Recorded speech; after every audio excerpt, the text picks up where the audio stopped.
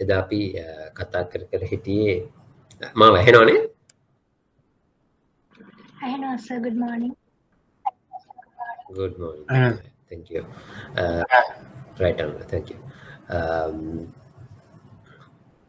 එදා අපි කතා කරගෙන හිටියේ monetary policy අපේ ප්‍රධානම උපකරණ දෙකකින් එකක් වෙන open market operations කොහොමද කරන්නේ කියන එක අපිට complete කරගන්න බැරි වුණා. Right?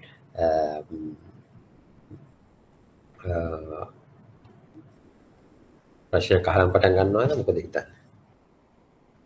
road map එක බැලුවද? මම දැක්කා මේ group එකේ share කරලා තිබ්බා.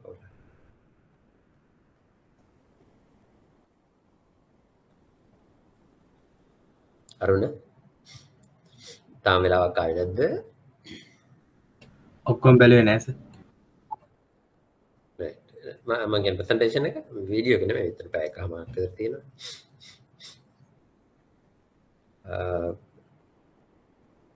මේ අපි කරපු හින්දා නෙමෙයි basically monetary policy වලට related. හරි. ගොඩක් 50% විතරම monetary policy වලට related දේවල් තමයි මට හිතෙන්නේ එතෙන්දි කතා වෙන්නේ. right. සහ අපිට තියෙන අපේ මේ තියෙන මම කියලා තියෙනවනේ. ඒක හරියම critical junction එකක්. එතෙන්දි කොහොමද short term මේ මොන වගේ දේවල්ද අපිට කරන්නේ? something is better than nothing නේ මොන හරි කරන්නම ඕන. right. අන්න ඒකට තමයි ඔය මේ approach එකක් ගන්න උත්සාහ කරන්නේ. ඒකට මට හිතෙනවා ඔයගොල්ලෝගේ පේපර් එක ඔයගොල්ලෝ ඔක්තෝබර් නොවැම්බර් හරි ජනවාරි හරි දෙසැම්බර් හරි එක්සෑම් එක තිබුණා. මේ කෙටි අර ප්‍රශ්නයක් එන්න පුළුවන්. right.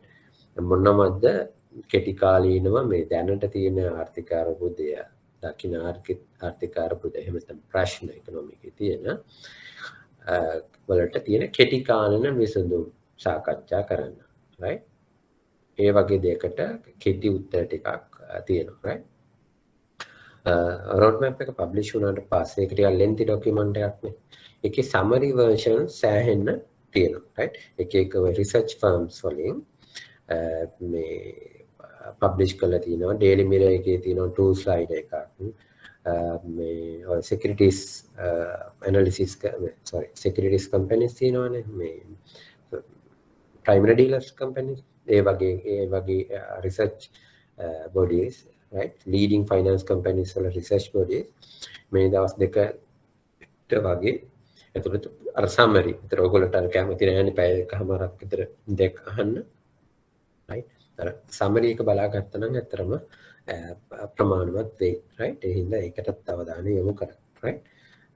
මොනවාද විශේෂයෙන්ම මේ immediate effect වෙන දේවල් දෙයක් කීපයක් උනේ.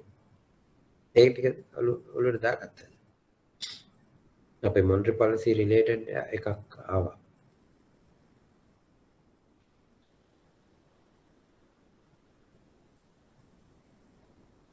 ඔයගොල්ලෝ පහුගිය දවස්වල මේ සදපු එක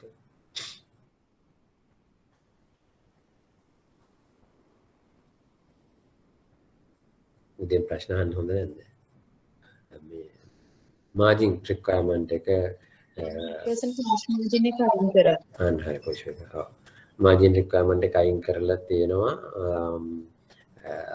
අපි කිව්වා පැහැදිලිවම මේ imports එකේ හර upfront load කරන්න එපා කියන මේවා එකත් එක්ක ආවේ. බලමු කොයි විදිහටද ක්‍රියාත්මක වෙන්නේ කියලා. right. summary versions තියෙනවා. ඒ ටික පොඩ්ඩක් බලා ගන්න exams වලට කලින්. right. ඒ වගේම ඔයගොල්ලන්ට ඉතිරිලා දේවල් වලටත් වැදගත් දේවල් ටිකක් තියෙනවා. මොන changes policies නේ. හරි. මොන වගේ changes ද වෙන්නේ කියන එක බලා ගන්න පුළුවන්. right. හරි. අපි එදා මේ දවසේ කරපු දේවල් වලින් මොන හරි අපහැදිලි තැනක් තියෙනවද?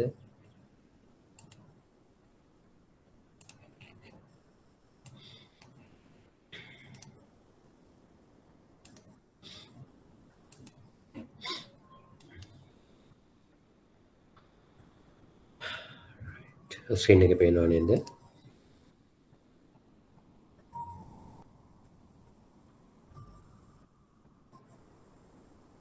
ස්ලයිඩ්ස් ටික පේනව නේද? කියනවා සර්. right okay අපි විවිධ වෙළඳපොළ කටයුතු රිෆ්‍රෙෂ් කරගෙන යමු විවිධ වෙළඳපොළ කටයුතු කියලා ඉගෙන ගත්තේ මොකක්ද ද්‍රවශීලතාවයේ කළමනාකරණය කිරීමේ අරමුණින් මහ බැංකුව විසින් විවෘත වෙළඳපොලේ ඕපන් මාකට් විවිධ වෙළඳපොලේ භාණ්ඩාගාර රජයේ සුරුකුම්පත් මිලට ගැනීමේ හෝ විකිණීමේ ක්‍රියාවලිය කියන ඒ ටෙක්නිකල් මීනින් එකට තමයි පිවට වෙළඳපොළ කටයුතු කියලා කියන්නේ. එතකොට ඒක අපි මුදල් ප්‍රතිපත්තිය යන කුමක්ද කියන කේදී අපි ඉගෙන ගත්තේ මොකද්ද මතකද දිව්‍ය? මොනවට බලපෑම් කිරීමේ ක්‍රියාවලියද? මුදලට සහ මුදලේ පිරිවැයට. මිල ස්ථායීතාවය ළඟා කර ගැනීමේ අරමුණ. එතකොට විවට වෙළඳපොළ කටයුතු වලින් අරුණ මොකක්ටද ওই දෙකෙන් බලපෑම් වෙන්නේ? ප්‍රධානව ඩිරෙක්ට්ලි මුදලේ පිරිවැයට විවට වෙළඳපොළ කටයුතු වලින් ද්‍රවශීලතාවයට මුදල් පරිමාව කියන එකට. හොඳේ. මුදල් පරිමාව කියන එක. right. එතකොට ප්‍රතිපත්ති පොලි අනුපාතික වලින් ඩිරෙක්ට්ලි බලපෑම් කරන්නේ මොනවටද? මුදලේ පිරිවැයට. පිරිවැයට. excellent. හරි. ඔයගේ චූටි දේවල්. හොඳේ. ඒක ඔළුවේ තියාගන්න එකපාරම ආය කවදාවත් අමතක වෙන්නේ නැහැ. එතකොට හොඳේ. එතකොට අපි දැන් ඕපන් මාකට් ඔපරේෂන්ස් කරන්නේ ඉකොනොමි එකේ තියෙන ද්‍රවශීලතාවය කළමනාකරණය කිරීමේ අරමුණ. එතකොට ද්‍රවශීලතාවයේ වැඩි අගයක තියෙනවා නම් ඒක ඇබ්සෝබ් කරගන්න සෙන්ට්‍රල් බැංක් එක රජයේ සුරුකුම්පත් විකුණන්න ඕනද මිලදී ගන්න ඕනද? විකුණන්න ඕන. විකුණන්න ඕන. හරිද? හැමෝම එකඟද? මට හිතෙන්නේ අරුණගේ කටහඬ ඇහුනේ මට වගේ.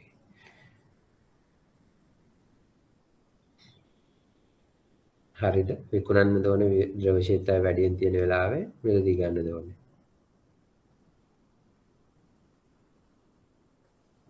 විකුණන්න ඕනේ සර්. අවශෝෂණය කරන්න. හරි. සෙන්ට්‍රල් බැංක් එකෙන් භාණ්ඩාගාර පිළිපත් ප්‍රමාණයක් මාකට් එකට යනවා. මාකට් එකේ තියෙන සල්ලි ඇබ්සෝබ් වෙනවා. එහෙම නැත්නම් අපේ වත්කම් ටිකක් අයින් කරලා දෙනවා తాවකාලිකව. ලික්විඩිටි මාකට් එකේ තියෙන ලික්විඩිටි එක අවශෝෂණය කරගන්න. right. එතකොට ඔක අනිත් පැත්ත වෙළඳපොලේ ද්‍රවශීලතාව හිගයක් තියෙනවා නම් සෙන්ට්‍රල් බැංක් එක විවෘත වෙළඳපොලෙන් භාණ්ඩාගාර බිල්පත් මොනවද කරන්න ඕනේ? මිලදී ගන්න ඕනේ. මිලදී ගන්න ඕන. right. මිලදී ගන්නකොට සල්ලි සෙන්ට්‍රල් බැංක් එකේ අලුතින් සල්ලි print කරලා ලික්විඩිටි වෙළඳපොලට නිකුත් වෙනවා. වෙළඳපොලේ තියෙන භාණ්ඩාගාර බිල්පත් වෙනුම් කර සෙන්ට්‍රල් බැංක් එකට එනවා. right. එතකොට ඕපන් හොඳට මතක තියාගන්න. ඕපන් මාකට් ඔපරේෂන්ස් වලදී රජයේ සුරුකුම්පත් භාණ්ඩාගාර බිල්පත්ෝ බැඳුම් කර කියන දෙකම ඒ කියන්නේ කොලැටරල් එකක් විදිහට පාවිච්චි වෙන්නේ. ඒක පාවිච්චි වෙනවා. ඒ කියන්නේ භාණ්ඩාගාර බිල්පත් සහ බැඳුම් කර. නමුත් අපේ සෙන්ට්‍රල් බැංක් එකේ බැලන්ස් ෂීට් එකේ සෙන්ට්‍රල් බැංක් එකට ඩිරෙක්ට්ලි මිලදී ගන්න පුළුවන් නේ මොනවද? අපි අර මේ මොකක්ද අපේ බැලන්ස් ෂීට් එක අඳිද්දී අපි ලිව්වේ මොකක්ද? NCG යටතේ. රජයට දෙන ණය යටතේ ප්‍රොවිෂනල් ඇඩ්වාන්සස් සහ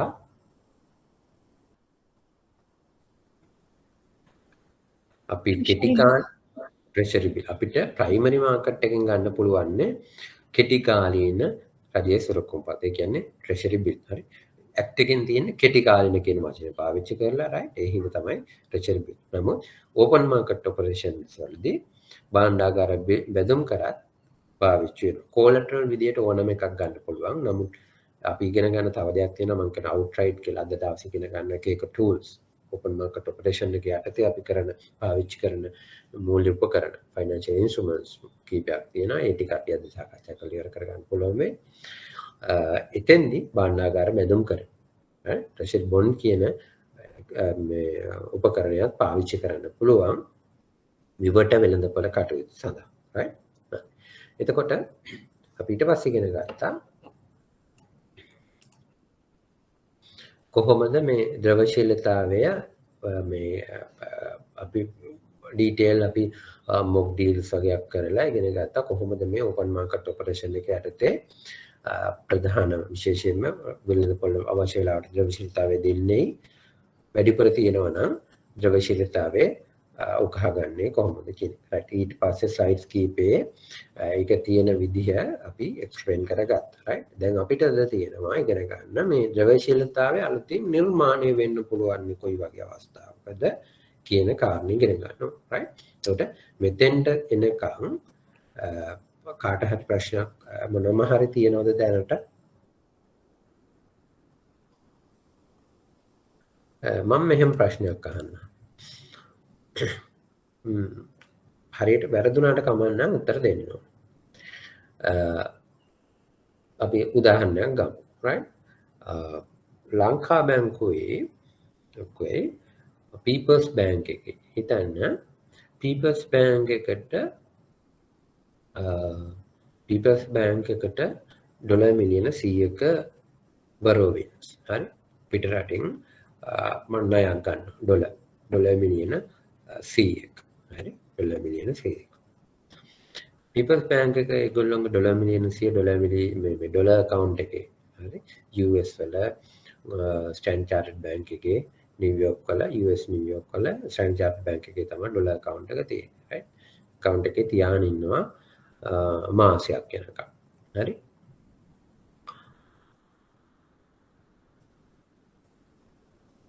ඔය ගනුදෙනුව හරි හිතන්නකෝ මේ හම්බ වුණේ ADB එකෙන් කියලා හිතන්නකෝ. හරි? ADB එකෙන් People's Bank එකට ගත්ත එක. නැත්නම් IFC International Financial Corporation එකෙන් කියන්නේ. දේශීය රුපියල් වෙළඳපොළට බලපෑමක් තියෙනවද නැද්ද? ඒ වගේ ගන්න නැස් අරුණ කියන්නේ නැහැ කියන්නේ. නුවන් මොකද හිතන්නේ? මම නිකන් නම් කියන්නේ මට ස්ක්‍රීන් එකේ නම් 6යි පේන්නේ. තවම නැහැ.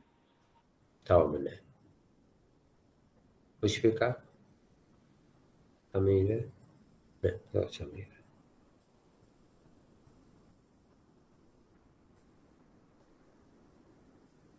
රුපියල් වෙළඳපොළට බලපෑමක් නැහැ කියන තැන හැමෝම ඉන්නවද? අනිෂ්ක දැනට නෑ සර්. දැන් ඒක මත ඉඳගෙන මේ මුදල් සතුන් වැඩි කරොත් හැරෙන්න දැනට නිකන් තියාගෙන හිටියා. දැනට නැහැ. හරි. understand. මම හිතනවා හැමෝම මේක තේරුම් ගත්තා. ඒක ඩොලර්ස් වලින් තමයි තාමත් තියෙන්නේ. එතකොට රුපියල් වෙළඳපොළේ කියන්නේ දේශීය වෙළඳපොළේ රුපියල් ද්‍රවශීලතාවයට බලපෑමක් නැහැ. හරි නේද? මොනකටද බලපෑමක් තියෙන්නේ ගනුදෙනුවේ? ඩොලර් මිලියන 100ක් අපි බිලියනයක් කියලා ගමු. ටිකක් ලොකු කරලා බිලියනයක ඉන්ෆ්ලෝ එකක් People's Bank එකට ලැබෙනවා. NFA කාගේද? අනුර කාගේ NFA වලද? People's Bank එකේ excellent. Central Bank එකේ නෙමෙයි. හොඳයි අන්න People's Bank එකට. හොඳයි. හරි. ඒකෙන් වෙළඳපොළට තියෙන බලපෑම මොකක්ද? දැනට බලපෑමක් නැහැ. හැබැයි ඒ කියන්නේ මේ විදේශ මුදල් දේශීය වෙළඳපොළට ආවට පස්සේ විදේශ සංචිත ප්‍රමාණය වැඩිවීම නිසා එතකොට විනිමය අනුපාතයන්ට බලපෑමක් වෙන්න පුළුවන්. ඒ හින්දා හැබැයි සෙන්ට්‍රල් බැංක් එකේ මැදිහත් වීමක් වෙලා එම ඩොලර් මිලදී ගත්තොත් සෙන්ට්‍රල් බැංක් එකේ බැලන්ස් ෂීට් එක එක්ස්පෑන්ඩ් වෙනවා. එහෙම වුණොත් අනිවාර්යෙන් ඒගොල්ලන්ට පුළුවන්කම තියෙනවා මුදල් පදනම වැඩි කරලා දේශීය මුදල් ප්‍රමාණය වැඩි වෙන්න. excellent. කනිෂ්ක හරියටම කිව්වා. මට ඇඩ් කරන්න මොකුත් නැහැ. නිෂ්ක්‍රියකරණය නේද සර්? නෑ එච්චර ඒ කියන්නේ අපි ඉන්ටර්වෙන් වුණොත් කනිෂ්ක හරියටම කිව්වා. අපි ඉන්ටර්වෙන්ෂන් එකක් වුණොත් විතරයි ඒ වගේ ඒ ගනුදෙනුවක් වෙන්නේ. ලික්විඩිටි මාකට් එකට බලපෑන්නේ. එතකන් අර අපිට ඩොලර් ආපු පමණින් රුපියල් ද්‍රව්‍යශීලතාවයට බලපෑමක් එන්නේ නැහැ. අපි ඒක නියුට්‍රල් කරන්න ගියේ නැත්තම්. right? විනිමය අනුපාතයට එහෙනම් මේ ෆොරින් අපේ සංචිත වලට ඍජු බලපෑමක් සිද්ධ වෙනවා. People's Bank එකට ආපු හින්දා gross official reserves වැඩි වෙන්නේ නැහැ. national reserves එක රජයේ කියන එක වැඩි වෙන්නේ නැහැ.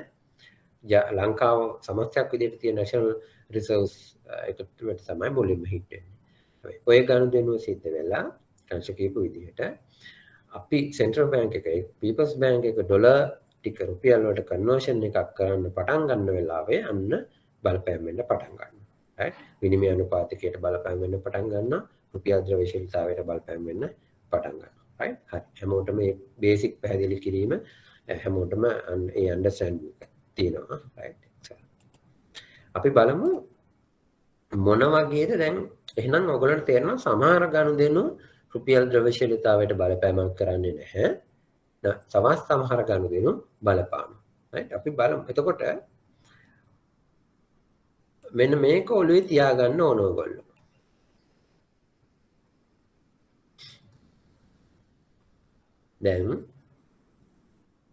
දැන් හිතන්න මම තව මේකට උදාහරණයක් කියන්න. right?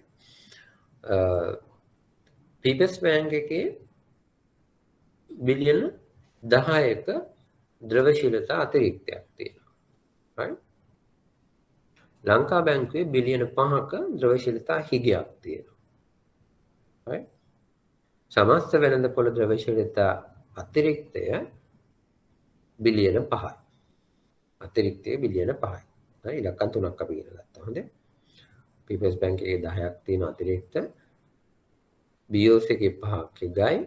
සමස්තයක් විදිහට බැංකු 27ම අපි ගත්තා බිලියන 5ක් අතිරික්තයි. හරි? දැන් BOC එක report transaction එකක් කරනවා පීපල්ස් බැංක් එකත් එක්ක. හරි? සල්ලි ගන්න. right? එතකොට BOC එකට reverse repo පීපල්ස් බැංක් එකට report transaction එකක්. හොඳයි? වෙළඳ අද දවසේ කියන හිතන්න දවස් ඉවර වෙනකොට වෙළඳපොළ ද්‍රව්‍යශීලතාවය අතිරික්ත ද්‍රව්‍යශීලතාවය බිලියන 5යි කියන එක වෙනසක් වෙනවද නැද්ද?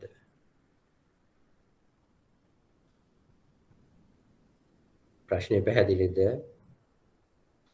පීපල්ස් බැංක් එක බිලියන 10ක් අතිරික්තයි. BOC එක බිලියන 5ක් හිගයි.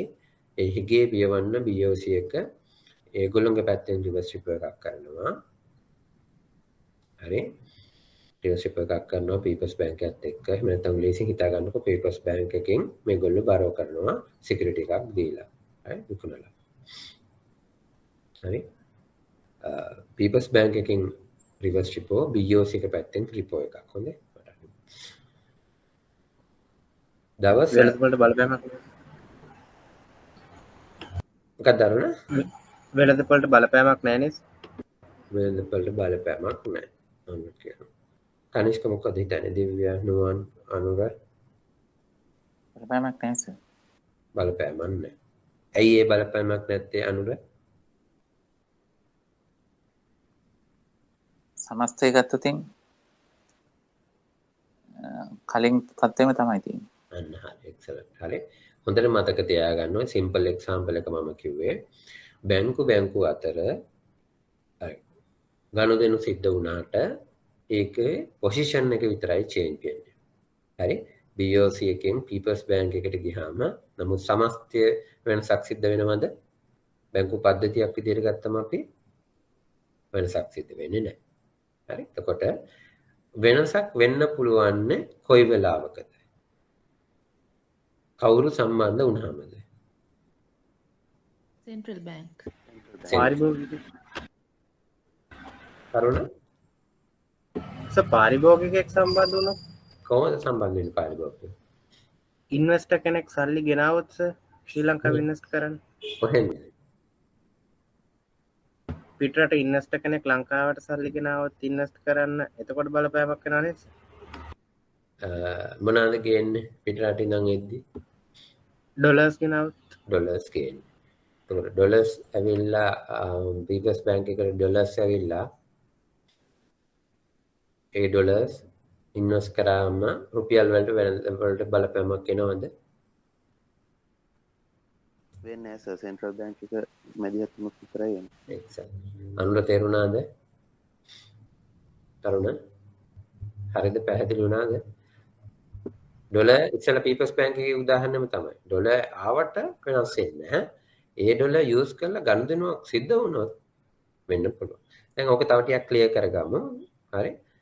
දැන් පිටරට ඉන්න ඉන්වෙස්ටර් කෙනෙක් එනවා. එයාගේ බැංක් එක තමයි මම ස්ටේට් බැංක්ස් එක තමයි හැම වෙලාවම ගන්න දාන්නේ පීපල්ස් බැංක් එක. හරි. පීපල්ස් බැංක් එකට ඇවිල්ලා ඉතින් ඩොලර් මිලියන 100ක් ඇවිල්ලා. පීපල්ස් බැංක් එකට රුපියල් ඕන. right? පීපල්ස් බැංක් එකට රුපියල් ඕන දැන්. පීපල්ස් බැංක් එක කරන්නේ BOC එකට මේ මිලියන 100 විකුණනවා. BOC එකට මිලියන 100 විකුණනවා ඩොලර්. right? දැන් රුපියල් වෙළඳපොලේ ද්‍රව්‍යශීලතාවයට වෙනසක් වෙනවද නැද්ද? නෑ.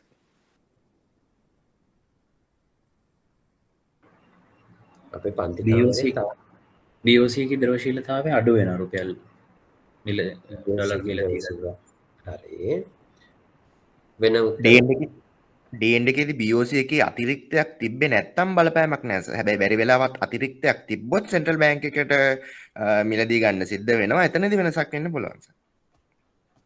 සෙන්ට්‍රල් බැංක් සම්බන්ධයක් වෙච්ච නැති නිසා වෙනසක් වෙන්නේ නැහැ සර්. කනිෂ්ක කියපු එක ආයෙත් කියන්න මට. එතන සර් බැරි වෙලාවත් දැන් BOC එකෙන් මිලදී ගන්නවනේ විදේශ විනිමය. එතනදී BOC එකේ ඔක්කොම සමස්ත ට්‍රාන්සැක්ෂන්ස් ටික ගත්තොත් ඩේන්ඩ් එකේදී ඒ ට්‍රාන්සැක්ෂන් එකේ හින්දා අතිරික්තයක් ඇති වුණොත් බලපෑමක් වෙන්න පුළුවන්. මොකද එහෙම වුණොත් සෙන්ට්‍රල් බැංක් එකෙන් මැදිහත් වීමක් වෙන හින්දා. එහෙම නැත්තම් එතනදී බලපෑමක් වෙන්නේ නැහැ. ඒ කියන්නේ බැරි වෙලාව නියුට්‍රල් ගන්න ට්‍රාන්සැක්ෂන් එක නියුට්‍රලයිස් වෙනවා නම් ඒගොල්ලන්ගේ තියෙන අනිත් ට්‍රාන්සැක්ෂන්ස් වලින් බලපෑමක් වෙන්නේ නැහැ.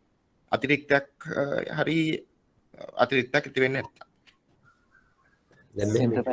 සෙන්ට්‍රල් බැංක් සම්බන්ධ වුනේ නැති නිසා මනි සප්ලයි එකට වෙනසක් වෙන්නේ නැහැ. කනිෂ්ක අනුරගේ උත්තරේ තමයි හරි. ඒ කියන්නේ දැන් එයා ඉන්න පොසිෂන් එක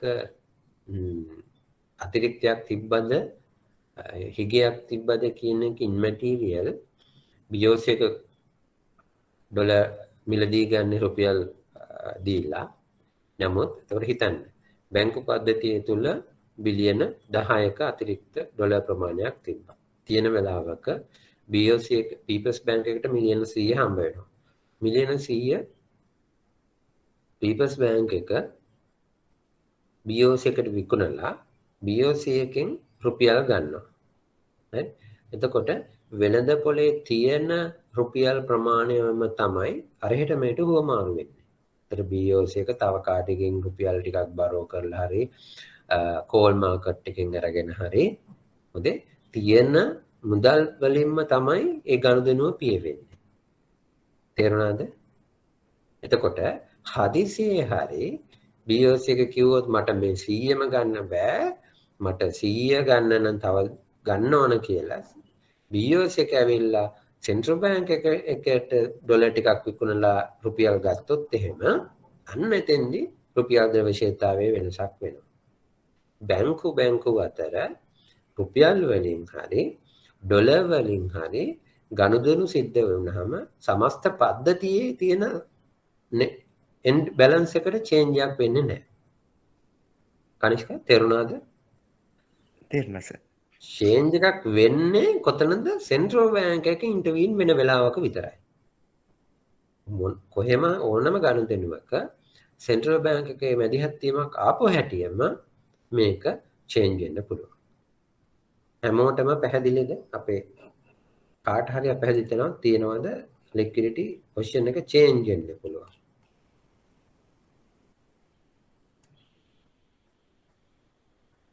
අපි ඕක අපි එක්සෑම් පේපර් එකක තියෙන මේ ප්‍රශ්නයක් එහෙම ලික්විඩිටි මැනේජ්මන්ට් සම්බන්ධයෙන් ජෙනරලි පහුගිය කාලේ බැලුවොත් ප්‍රශ්නයක් දෙකක් ඇවිල්ලා තියෙනවා. සම්පූර්ණ සමස්තයක් විදිහින් ප්‍රශ්නයක්. ඒ හින්දා අපි ද්‍රව්‍යශීලතා කළමනාකරණය කිරීම කියන එක හොඳට ඉගෙන ගන්න ඕන. එතකොට අපි මේක පාඩම ඉවර කරලා මේකට අදාළ ප්‍රශ්නයක් දෙකක් සාකච්ඡා කරමු. කොයි වගේද ප්‍රශ්න මේ සම්බන්ධයෙන් ගොඩනැගිලා තියෙන්නේ කියලා. right? හරි. අපි බලමු දැන් ද්‍රව්‍යශීලතාවය නිර්මාණය වෙන්නේ කොහොමද කියන කාරණේ. එකින් එක අපි සාකච්ඡා කරමු. right? දැන් මේක මම හිතන්නේ ඔයගොල්ලන්ට බේසික් අන්ඩර්ස්ටෑන්ඩින් එකක් දැන් ඇවිල්ලා තියෙනවා. රයිට්? බේසික් අන්ඩර්ස්ටෑන්ඩින් එකක් ඇවිල්ලා තියෙනවා. ඔයගොල්ලන්ට මතකයි නේද? රජයේ මම මුලින්ම කිව්වා. අපි ඉගෙන ගත්තා රජයේ සුරුකුම්පත් නිකුත් කිරීම. රයිට්? කෙටි ප්‍රශ්න ටිකක් තියෙනවා ටක් ගාලා උත්තර දෙන්න වැරදුනට කවන්න. රජයේ සුරුකුම්පත් නිකුත් කරන්නේ කවුද? ශ්‍රී ලංකා මහ බැංකුව. ශ්‍රී ලංකා මහ බැංකුව. නිකුත් කරනවා කියන්නේ ප්‍රයිමරි මාකට් එක. රයිට්? නිකුත් කරනකොට ද්‍රවශීලතාවයට බලපෑමක් වෙනවද නැද්ද? වෙනවා.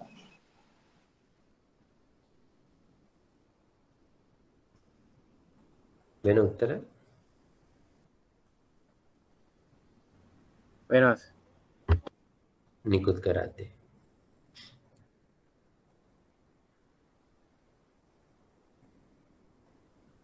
වෙන කියන්න වැරදුනට කමන්නේ. තමන්ගේ මතේ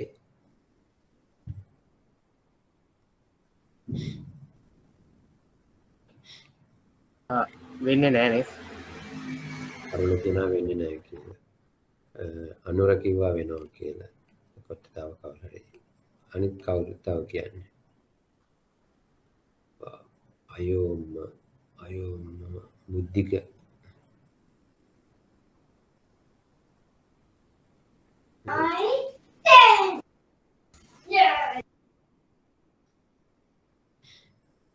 මොකද හිතන්නේ? තව කවුරු හරි කියන්න. ගයන් මොකද හිතන්නේ?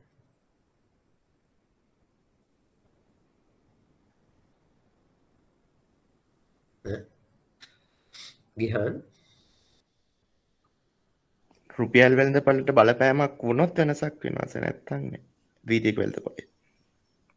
උනොත් කියන එකෙන් කනිෂ්ක මොකක්ද අදහස් කරන්නේ?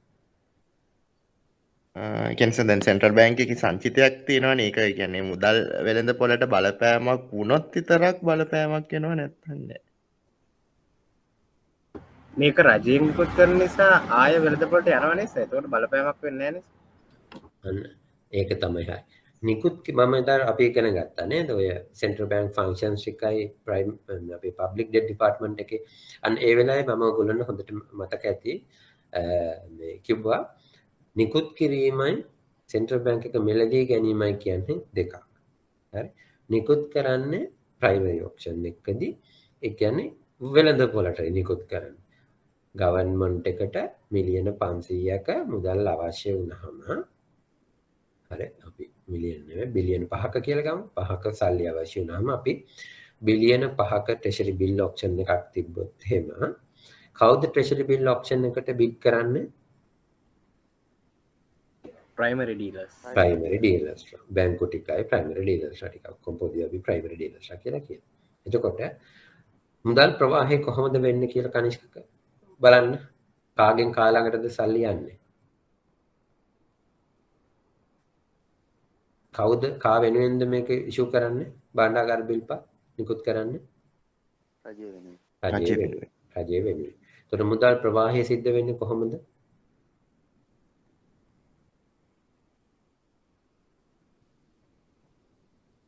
කාගෙන් කොහොමද එන්නේ? හිතන්න BOC එක නෑ අපි ගමුකෝ දැන් HSBC එක බිලියන 5න් පහම ගන්නවා. මුදල් ප්‍රවාහය සිද්ධ වෙන විදිය කියන්නේ මට. HNB to government.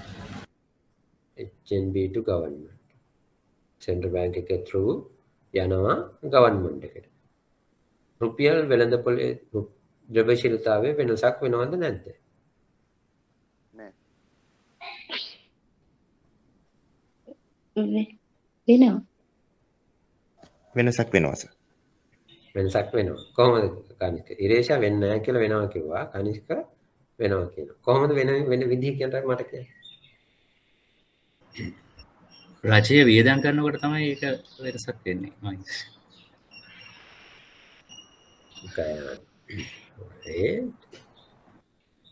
දැන් මෙහෙම හිතන්න. දැන් අපි බැංකු ටික අතහැරලා අපි ගමු උදාහරණයක් මෙතන ඉන්න අපි කීප දෙනා. හොඳේ. කනිෂ්ක ළඟ බිලියන 5ක් තියෙනවා. හරි? මම තමයි සෙන්ට්‍රල් බැංක් එක. ගයාන් තමයි ගවර්න්මන්ට් එක. හරි? මම ගයාන් වෙනුවෙන් බිලියන 5ක් භාණ්ඩාගාර බිල්පත් ප්‍රමාණයක් නිකුත් කරනවා. හරි? එතකොට අරුණ තමයි මේ රජයේ බැංකුව. හරි? පීපල්ස් බැංක් එක හරි BOC එක. මම බිලියන 5 ඉෂු කරන එක කවුද ගන්නෙ? මුලින්ම HNB එක කනිෂ්ක ගන්නවා. හරි? කනිෂ්ක එතකොට කාටද සල්ලි දෙන්නේ? මුලින්ම මගේ හරහා කාය ළඟටද යන්නේ? රජයට යන්නේ. රජය වෙනුවෙන් රජයේ කාටද යන්නේ සල්ලි? රජයේ බැංකුවකට. හරි? රජයේ බැංකුවකට කියලා හිතන්න. බැංකු සෙන්ට්‍රල් බැංක් එක හරහා යන්නේ. හොඳේ DST account එකක් හරහා යන්නේ. කනිෂ්කගේ තිබ්බ බිලියන 5 මගේ හරහා ගයාන්ට යනවා. ගයාන්ගේ account එක තියෙන්නේ අරුණ ළඟ. බිලියන 5ක් කනිෂ්කගෙන් අන්තිමේටම ඩේන්ඩ් එකේ එන්ට්‍රි එක කොහොමද වැටෙන්නේ? කනිෂ්කගෙන් බිලියන 5ක් අයින් වෙලා කාය ළඟටද ගිහින් තියෙන්නේ? රජයේ අරුණට ගිහින් තියෙනවා. රජයේ බැංකුව. දැන් අද දවස් ඉවර වුණා. එතකොට මාකට් එකේ ලික්විඩිටි චේන්ජ් එකක් වෙලාද නැද්ද? ලික්විඩිටි චේන්ජ් එකක් වෙලා නැහැ. වෙලා නැහැ. වෙලා නැහැ. දැන් ඔළුවට අනිත් අයගෙත් හැමෝටම පැහැදිලි වුණාද? නිකුත් මම මේක හොඳට එදා නිකුත් කරනවා කියන හොඳට මතක තියාගන්න කියලාත් කිව්වා. නිකුත් කරනවා කියන්නේ ඔයගොල්ලොන්ගේ තියෙන ගවර්න්මන්ට් එක ගන්නේ available funds වලින්. හරි? එතකොට උදාහරණයක් ගත්තේ කනිෂ්කගේ බිලියන 5. එතකොට කනිෂ්කගේ බිලියන 5 කනිෂ්ක භාණ්ඩාගාර බිල්පත්ව බැඳුම් කර කියන වත්කම Tamanට අයිති කරගෙන ඒ මුදල් ප්‍රවාහය රජයේ බැංකුවකට දෙනවා. ගයන්න දෙනවා. එතකොට සමස්ත බැංකු පද්ධතියේ වෙනසක් වෙලා නැහැ. හැමෝටම තේරුණාද? තවත් කවුරු හරි අපහැදිලි කෙනෙක් ඉන්නවද?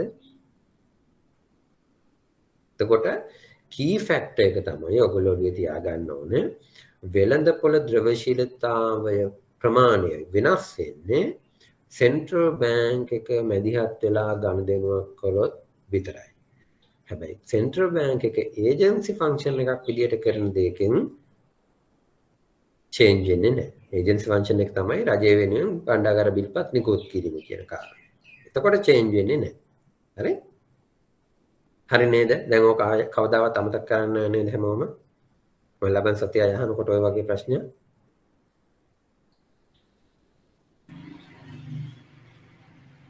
පොඩි දෙයක් සෙන්ට්‍රල් බැංක් බැලන්ස් ෂීට් එකේ තියෙන ට්‍රෙෂරි බිල් එක කියන්නේ සෙකන්ඩරි මාකට් එකෙන් ගන්න එක තමයි එතන කරන්නේ. නෑ අපි නෑ ප්‍රයිමරි එකෙන් ගත්තොත් මොකද වෙන්නේ? නිකුත් කරනකොට මම මිලදී ගත්තොත් මොකද වෙන්නේ? එතකොට වෙළඳපොළ ද්‍රවශීලතාවයට බලපෑමක් වෙනවද නැද්ද? එතකොට වෙන්න පුළුවන්. පුළුවන් නෙවෙයි වෙනවා. අන්න දැන් ආයපව අර උදාහරණෙම ගමු. දැන් පළවෙනිම ලයින් එකේ තියෙන්නේ ඒකයි. දැන් කනිෂ්ක ළඟ බිලියන 5ක් තියෙනවා. කනිෂ්ක 5ම ගන්නෙ නෑ. කනිෂ්ක 3යි ගන්නෙ බිලියන. ඒත් රජයට ගයන්න බිලියන 5ක් ඕන. සෙන්ට්‍රල් බැංක් එක ඊට පස්සේ කරනවා හරි. ඔයා 3ක් මට විකුණා ගන්න පුළුවන්. මම මගේ බැලන්ස් ෂීට් එකට බිලියන ඉතුරු 2 ගන්නවා. දැන් මොකද වෙන්නේ? මම කොහමද වත්කම මිලදී ගන්නෙ? අලුතෙන් මුදල් අච්චු ගහලා මුදල් වැඩි කරනවා. අන්න හරි. අලුතෙන් මුදල් අච්චු ගහන්න ඕන බිලියන 2ක්. එතකොට මොකද වෙන්නේ ද්‍රවශීලතාවයට? එතකොට වැඩි වෙනවා. අන්න හරි. දැන් ගියාද හර්ෂ තේරුණාද දැන්? ඔව් සර්. හරි. අපි සෙන්ට්‍රල් බැංක් එක මැදිහත් වුණොත් ප්‍රයිමරි ඔක්ෂන් එකේදී හරි අන්න භාණ්ඩාගාර බිල්පත් ඔගේ සෙන්ට්‍රල් බැංක් එකට ඇවිල්ලා සෙන්ට්‍රල් බැංක් එකේ බැලන්ස් ෂීට් එක එක්ස්පෑන්ඩ් වෙනවා අලුතෙන් මුදල් ප්‍රවාහය ඉකොනොමි එකට බැංකින් සිස්ටම් එකට යනවා. පළවෙනි පොයින්ට් එක ඒකයි. එතකොට හැමෝටම පැහැදිලිද පළවෙනි පොයින්ට් එක. රජයේ සුරුකුම්පත් නිකුත් කිරීමකදී ගවර්න්මන්ට් එකේ වෙළඳපොළ ද්‍රව්‍යශීලතාවය වෙනස් වෙන්නේ නැහැ. හැබැයි ඒක purchased by the central bank. නිකුත් කරද්දී central bank එක purchase කරොත් මොකද වෙන්නේ? ද්‍රව්‍යශීලතාවය වෙනස් වෙනවා. අලුතෙන් රුපියල් ද්‍රව්‍යශීලතාවයක් වෙළඳපොළට එකතු වෙනවා. හරි? පැහැදිලි නේද? දෙවැනි එකට යන්න. විදේශ ආයෝජකයන් විසින් රජයේ සුරුකුම්පත් මිලදී ගැනීම හෝ සරීත් බැඳුම් කර නිකුතුවක්. අපි දෙකක් මේ තියෙන්නේ. හොඳේ? විදේශ ආයෝජකයෝ රජයේ සුරුකුම්පත් මිලදී ගන්නවා. හරි? රුපියල් වලින් denominated government securities කිතන් බිල් ග්‍රේඩ්ස් ඇවිල්ලා බිලියනයක වටිනාකමකින් තියෙන රුපියල් භාණ්ඩාගාර බිල්පත් බැඳුම් කර මිලදී ගන්නවා. රුපියල් වෙළඳපොළට වෙනසක් වෙනවද නැද්ද? නෑ. වෙනසක් වෙන්නේ නැහැ. ඒ එන රුපියල් බිලියනය සෙන්ට්‍රල් බැංක් එක පර්චේස් කරනවා. එතකොට වෙනවා සර්. එතකොට වෙනවා. හරිද? හැමෝටම දැන් ෆලෝ වෙනවද? මොකද්ද මෙකනිසම් එක කියන එක? ඉනිෂියල් ගනුදෙනුව නෙමෙයි අදාළ වෙන්නේ සෙන්ට්‍රල් බැංක් එකේ ඉන්ටර්වෙන්ෂන්. ඔයගොල්ලෝ තව දෙයක්. අපි 2007 ඉඳන් පටන් ගත්තා ඉන්ටර්නැෂනල් සොවරින් බොන්ඩ්ස්. ජාත්‍යන්තර ස්වෛරීත්ව බැඳුම් කර නිකුත් කරන්න. right? ඒක තියෙන්නේ ඉන්ටර්නැෂනල් මාකට් එකට. හරි? දේශීය බැංකු වලටත් ආයෝජනය කරන්න පුළුවන්. හරි? ඔව් විමාලි. සර් මේ සෙන්ට්‍රල් බැංක් එක මැදිහත් වෙන්නේ නැතුව කරන මේ ෆන්ක්ෂන් වල මොකක්ද අරමුණ? රට ඇතුළට එනවනේ දැන් හිතන්න රුපියල් වලින් තියෙන රජයේ සුරුකුම්පත් වලට විදේශීය ආයෝජකයෝ ඇවිල්ලා ආයෝජනය කරනවා. ඩොලර් අරන් එනවා. හරි? රුපියල් වලින් තියෙන භාණ්ඩාගාර බිල්පත් බැඳුම් කරවලට විදේශිකයෝ ඇවිල්ලා ආයෝජනය කරන එකේ බලපෑම ඉකොනොමික් ඉම්පැක්ට් එක මොකක්ද?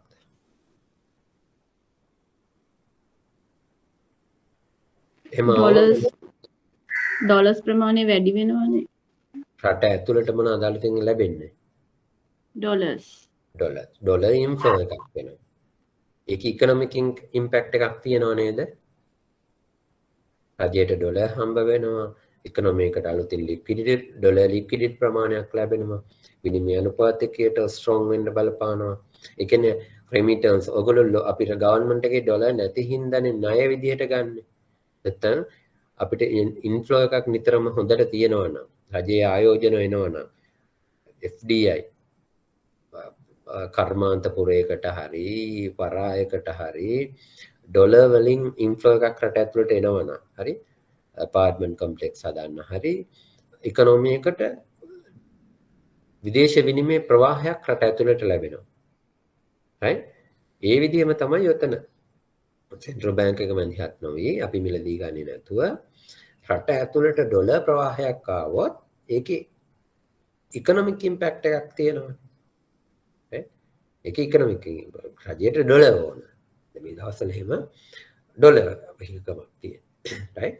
ඩොලර් හොයා ගන්නවා. ඒ රිසර්ව්ස් ගොඩක් අඩු වෙලා තියෙනවා.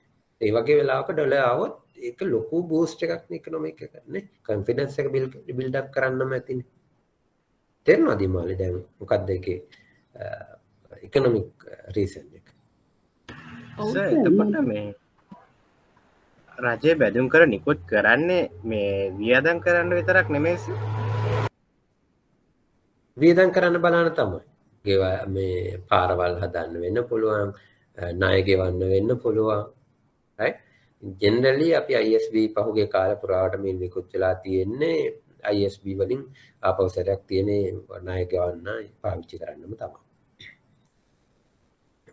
ඒක රුපියල් වලට වලින් දැන් හිතන්නකෝ ISB එකක් නිකුත් කරලා සෙන්ට්‍රල් එක්ස්ප්‍රස් වේ එක හදනවා.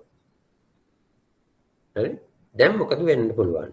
ඔපචුනිටිස් මොනවද තියෙන ඔප්ෂන් වෙන්න පුළුවන් දේවල්? එතකොට ISB එකකින් එන ඩොලර් ටික ඒ විදිහටම ඩොලර් විදිහටම තියාගන්න පුළුවන් වෙයිද? තියාගන්න බෑනේ සර්. ඔව්. එතකොට මොකද්ද කරන්න ඕනේ? රුපියල් කරන්න ඕනේ සෙන්ට්‍රල් බැංක් එකේ. රුපියල් කරන්න ඕනේ. අන්න එතෙන්දී ද්‍රව්‍යශීලතාවයට බලපෑමක් වෙනවද නැද්ද? වෙනවනේ. අන්න එතෙන්දී තමයි වෙන්නේ. රුපියල් ඩොලර් විදියට තියෙන කතාකල් ඒක වෙනවක් වෙන්නේ නැහැ. ඒක තමයි දෙවෙනි පොයින්ට් එකේ මැදින් ආය කියන්නේ. හරි. අර ISB එක හරි ඩොලර් රජයේ සුරුකුම්පත් වලට එන ඩොලර් ප්‍රමාණය හරි ඒ ටික සෙන්ට්‍රල් බැංක් එක මිලදී ගත්තොත් හොඳට මතක තියාගන්න. රජයේ විදේශ විනිමය ගිණුම තියෙන්නේ සෙන්ට්‍රල් බැංක් එකේ. ඒකේ වුණාට රජයේ. එතකොට මම රජයේ වෙනුවෙන් ඩොලර් account එකක් තියාගෙන ඉන්නවා නම් ඒක මගේ asset එකක්ද?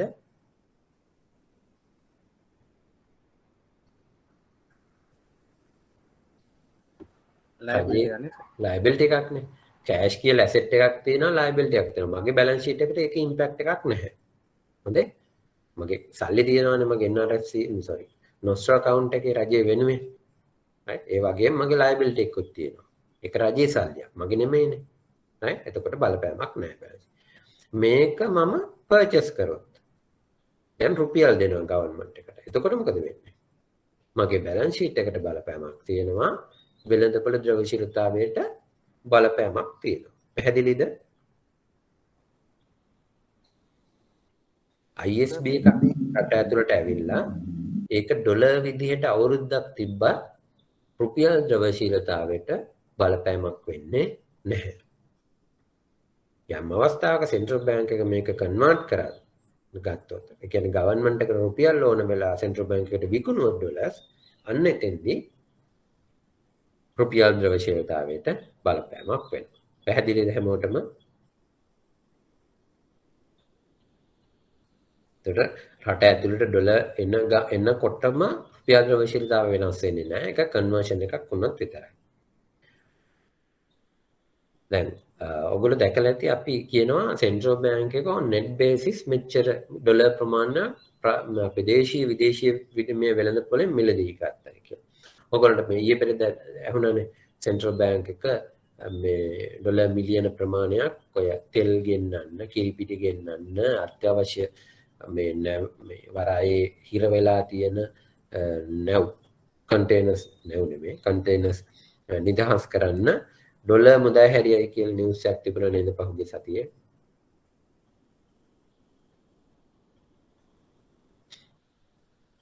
මතකද? එතකොට මොකද්ද වෙන්න පුළුවන්? ඩොලර් මිලියන 50. අන්න හරි. ඉනිෂියල් එක 5. එතකොට වෙන්න පුළුවන් නේ මොකක්ද? ඩොලර් මුදල් හැරියොත් වෙන්න පුළුවන් නේ මොකක්ද? රුපියල් අඩු වෙනවා.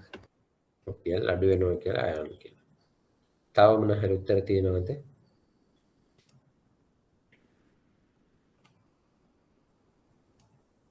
ද්‍රවශීලතාවයට බලපෑමක් නැහැ සර්. ද්‍රව්‍යශීලතාවයට බලපෑමක් නැහැ. මම හිතන්නේ තව උත්තරේ වගේ කවුද කිව්වේ? මට දැක්කේ නැහැ. කනිෂ්කද? ඔව් සර්.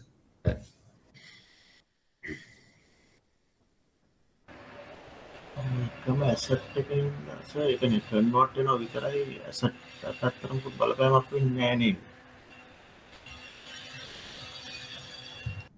කන්වර්ට් වෙනවා විතරයි ඇසෙට් පැත්තට බලපෑමක් වෙන්නේ නැහැ. ඒක නේද සෙන්ට්‍රල් බැංක් එකේ ෆොරින් ඇසට් වලින්ම ඒක ඩොමෙස්ටික් ඇසට් එකක් වෙනවා නේද? එහෙම නේද සර් වෙන්නේ මට හිතෙන්නේ වෙන්නේ නැහැ. ඩොමෙස්ටික් ඇසෙට් එක මොකක්ද? රුපියල් ඇසෙට් එකක්ද සෙන්ට්‍රල් බැංක් එකේ? නෑ ඒක පොලිටි කැෂ් නේ. කැෂ් නේද? ඒක තමයි වෙන්නේ. දැන් මම ඩොලර් මිලියන ඉනිෂියල් ටාගට් එක 200ක් විතර කියලා නේ කිව්වේ 50ක් කියලා කිව්වේ මේ ආවෙනේ අපි මෙච්චර 50. එතකොට මොකද්ද වෙන්නේ? විකුණනවද මිලදී ගන්නවද? මුදා හරිනවා කියලා කියන්නේ? විකුණනවද? විකුණලා. කාටද විකුණන්නේ? වාණිජ බැංකුවල. වාණිජ බැංකුවල. දැන් මගේ ළඟ ඩොලර් තියෙනවා බිලියන 3.6ක්. හරි? මම හිතන්න ලොකු ගානක්ම මම ඕකෙන් ඩොලර් බිලියනයක් විකුණනවා. right? ඩොලර් බිලියනයක් විකුණනවා. right? Dollar billion. දැන් මොකද්ද ගනුදෙනුව? මගේ තියෙන විදේශ වත්කම් වලින් ඩොලර් බිලියනයක් මගෙන් අයින් වෙලා යනවා. net foreign asset වලින් ඩොලර් බිලියනයක්. right? ඔයගොල්ලෝ ඩොලර් බිලියනය ගන්න මොනවද දීලාද මට? රුපියල් දීලා. රුපියල් දීලා. දැන් ඔයගොල්ලෝගේ ළඟ තියෙන රුපියල් එතකොට ඩොලර් බිලියනයක් කියන්නේ රුපියල් බිලියන 200ක්. ඔයගොල්ලෝ රුපියල් බිලියන 200ක් මට දෙන්න ඕනේ. හරි නේද? ගනුදෙනු පිය වෙන්නේ එහෙමනේ. මගෙන් ඩොලර් බිලියනයක් යනවා. ඔයගොල්ලෝ එතකොට ද්‍රව්‍යශීලතාවයට බලපෑමක් වෙනවද නැද්ද? වෙනවා අවශෝෂණය වෙනවා. වෙනව නේද? සිම්පල් විදිහට නිකන් ඔයගොල්ලෝ ගනුදෙනුව මම අත්‍තරම මම මේ සබ්ජෙක්ට් එක ඉගෙන ගන්නෙම ওই විදිහට. සිම්පල් විදිහට මම සෙන්ට්‍රල් බැංක් එක තව පාර්ශවයක් බැංකු ටික. ගනුදෙනුව නිකන් ඔළුවෙන් දාලා බලන්න. ඔයගොල්ලන්ට අර ඔපරේෂනල් එකේ ඉන්න හින්දා මට හිතෙන්නේ ඕක අඳුර ගන්න ලේසි. හර්ෂ පැහැදිලි වුණාද? ඔව් සර් ඒක බලපෑමක් වෙන විදිය කොහොමද කියලා? ඔව් සර් එතකොට මේ වගකීම් පැත්ත වැඩි වෙනවා සෙන්ට්‍රල් බැංක් එකේ. එතකොට කාසියා නෝට්ටු වැඩි වෙන හින්දා නෑ. අනිත් පැත්තෙන් මේ සුද්ධ වත්කම් ප්‍රමාණයක් අපෙන් මොකද වෙන්නේ? අයින් වෙලා යනවා. ඒකට සමාන වගකීම් ප්‍රමාණයක් කාසියා නෝට්ටු නිකුත් වෙලා තියෙන ඒවා ටික අය ඇබ්සෝබ් වෙනවා. මම කියලා තියෙනවා ඔයගොල්ලන්ට අපි ලයබිලිටි එකක් හැදෙන්නේ හැම වෙලාවෙම වත්කම්ම බැක් කරගෙන නේ. අපේ ඇසෙට් එකක් බැක් කරගෙන. එතකොට මගේ ඇසෙට් එකක් නැහැ කියන්නේ තවදුරටත් ඒ ටික ද්‍රව්‍යශීලතාවයේ සෙන්ට්‍රල් බැංකුවේ ඇතුළට ආවට පස්සේ මොකද වෙන්නේ? තවදුරටත් ඒක ද්‍රව්‍යශීලතාව විදිහෙන් නෙමෙයි තියෙන්නේ.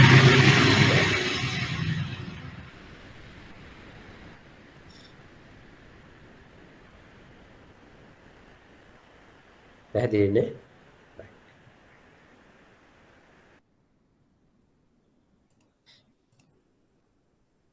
එතකොට අපි ඊළඟ එකත් එතකොට ඉගෙන ගත්තා. සෙන්ට්‍රල් බැංක් එක විසින් වෙළඳපොලෙන් මුදල් මිලදී ගැනීම. එතකොට විකුණනකොට ද්‍රව්‍යශීලතාව අඩු වෙන්නේ නේද? 200ක් බිලියන 200ක් මම බිලියනයක් විකුණුවොත් ඔයගොල්ලෝ බිලියන 200ක් රුපියල් වලින් මට ගෙනල්ලා දෙන්න ඕනේ. එතකොට වෙළඳපොලේ බැංකු පද්ධතිය තුළ තියෙන රුපියල් ප්‍රමාණය අඩු වෙනවා 200කින්. ඕකේ අනිත් පැත්ත තමයි මම මිලදී ගත්තොත් මම ඩොලර් මිලදී ගන්නවා. මිලදී ගන්නකොට මොකද වෙන්නේ?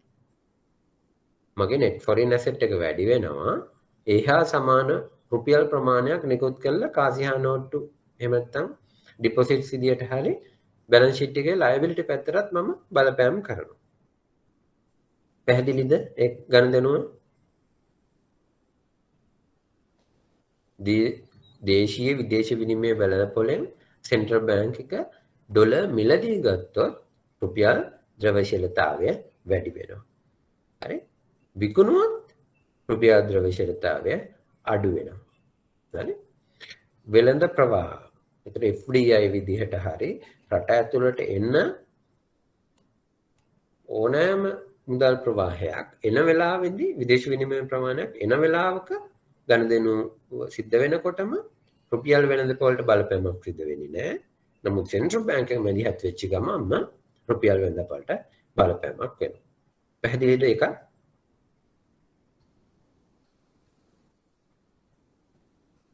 right. දැන් ඊළඟ එක මම හිතනවා පැහැදිලි ඇති කියලා. පැහැදිලි වුණොත් කවුරු හරි අහන්න හොඳයි. දැන් පෞද්ගලික අංශයේ බැංකුවක් නැත්නම් ආයතනයක් ලාභ ලැබුවට පස්සේ ඒ ලාභ වලට මොකද වෙන්නේ? පෞද්ගලික අංශයේ බැංකුවක් ලාභ ලබන කොටයි රජයේ බැංකුවක් ලාභ ලබන කොටයි ගනුදෙනුවේ වෙනසක් සිද්ධ වෙනවද? ලාභේ කොහෙටද යනවා නැත්තේ රජයේ බැංකුවක් කියන ලාභේ ලබනකොට? රජයේ බැංකුවක් නම් රජයට යනවා, පෞද්ගලික බැංකුවක් නම් ලාභාංශ විදියට යනවා. හිමාලි කියන්නේ කී උත්තරේමද? ඔව් සර්. එතකොට සෙන්ට්‍රල් බැංක් එක ලාභ ලබනවා. සෙන්ට්‍රල් බැංක් එක ලාභ ලැබුවොත් කොහොමද සෙන්ට්‍රල් බැංක් එක ලාභ ලබන්නේ?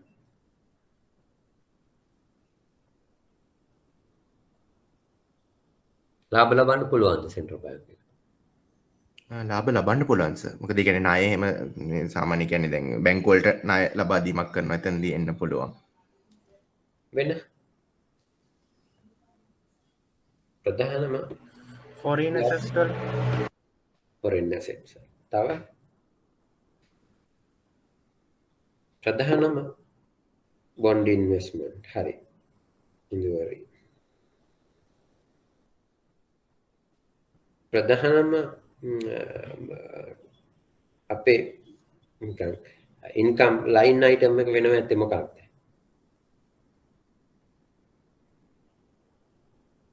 ඕපන් මාකට් කරන ඔපරේෂන්ස් කරද්දී ලාභ ලබන්න පුළුවන්ද?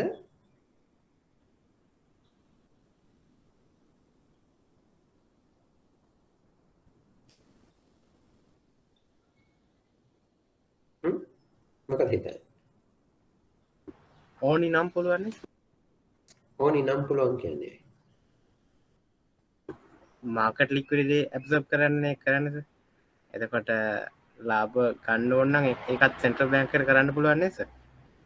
පොලිසි හදන්නේ තෑලම නිසා. උදාහරණයක් කියන්න කවුරු කියන්නේ?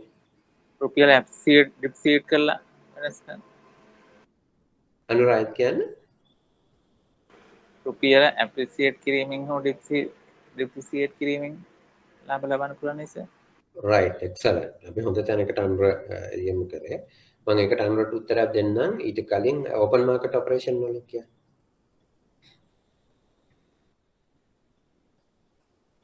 දැන් ඔයගොල්ලන්ට මම කිව්වා අපේ පොලිසි රේට්ස් දෙක තියෙනවා 5යි 6යි කියලා. ඒකට 105ට ගෙනල්ලා තැම්පත් කරොත් හරි ඒ කියන්නේ SDF යටතේ තිබුණා මල්ලට සෙන්ට්‍රල් බැංක් එකට පොලි ආදායමක්ද තියෙන්නේ පොලි වියදමක්ද වෙන්නේ? පොලි වියදම. පොලි වියදමක්. එතකොට 6ට ණයට දුන්නොත් පොලි ආදායමක්. පොලි ආදායම.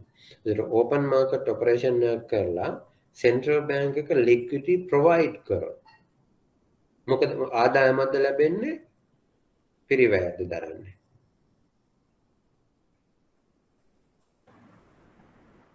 ආදායමක් ලබන්නේ. ආදායමක් ලබන්නේ. එතකොට සෙන්ට්‍රල් බැංක් එකේ ප්‍රධානම ලාභය උපයන්න පුළුවන් ලයින් අයිටම් එක වෙන්නේ මොකක්ද? පොලි ආදායම. පිරිවැයක් තියෙනවනම් මම වැඩිම ලොකු වියක තමයි පොලි වියදම. හරිද?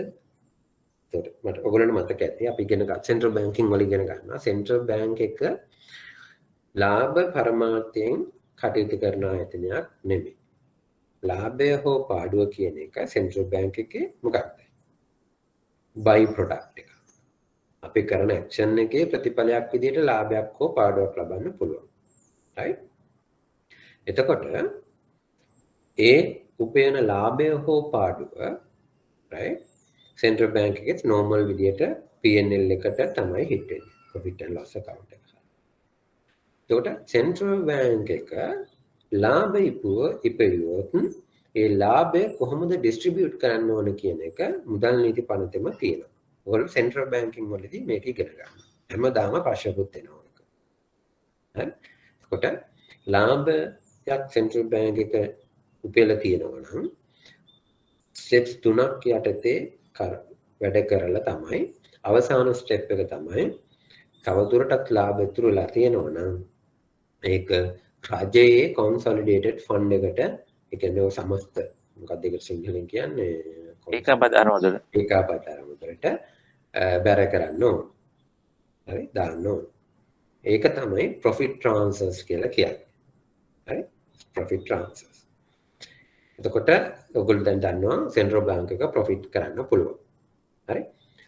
විදේශ විනිමය ආයෝජනයෙන් බොන්ඩ් වල ඉන්වෙස්ට් කරනවා අරින් කිව්වා වගේ විදේශ විනිමය වෙළඳපොලේ අපි තියෙන විදේශ සංචිත වල ආයෝජනය කරපුවම අපිට ලැබෙන ආදායම කොට පොලි ආදායම right පිරිවැය අඩු වුණාට පස්සේ ප්‍රධාන වශයෙන්ම අන්න ඔයකින් ලැබෙන ආදායම් වලින් ගන්න ලාභය හරි වියදම් ටික අයින් කරලා පස්සේ ලාභය ට්‍රාන්ස්ෆර් කරන්න වෙනවා සෙන්ට්‍රල් බැංක් එකකින් ගවර්න්මන්ට් එකට. ඊට කලින් පියවර කීපයක් තියෙනවා. අපි මොනවා හරි එක්ස්ට්‍රාઓඩිනරි එක්ස්පෙන්සස් තියෙනවා නම් ඒ වයින් කරගන්න ඕන. අපිට තියෙනවා සෙන්ට්‍රල් බැංක් එකේ කැපිටල් රේෂියෝ එකක් තියාගෙන යන්න. අපි දේශීය වත්කම් වලින් 25%කට නොඅඩු වත්කම් ප්‍රමාණයක් අපේ ඇසෙට්ස් තියාගන්න ඕන. රේෂියෝ එකක් තියෙනවා. හරි? ඒ රේෂියෝ එකට ගැලපෙන ප්‍රමාණයට වත්කම් තියාගත්තට පස්සේ තමයි අපිට ට්‍රාන්ස්ෆර් කරන්න පුළුවන්.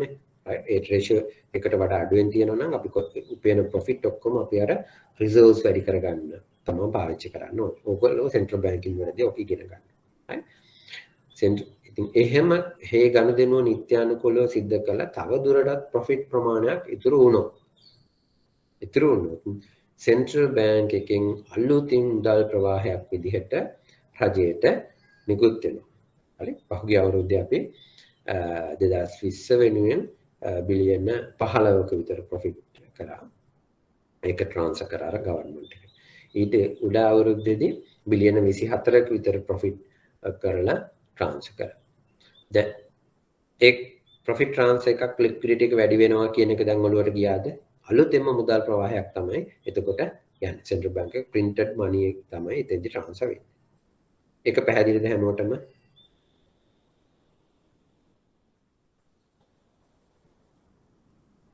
දැන් අනුරගේ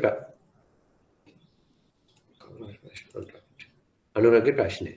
අනුර කිව්වා එක්ස්චේන්ජ් රේට් එක විනිමය අනුපාතික ප්‍රතිපත්තිය තීරණය කරන්න පුළුවන් සෙන්ට්‍රල් බැංක් එක ඩිප්‍රීෂিয়েට් කරලා ප්‍රොෆිට් කරන්න පුළුවන් නේද කියන.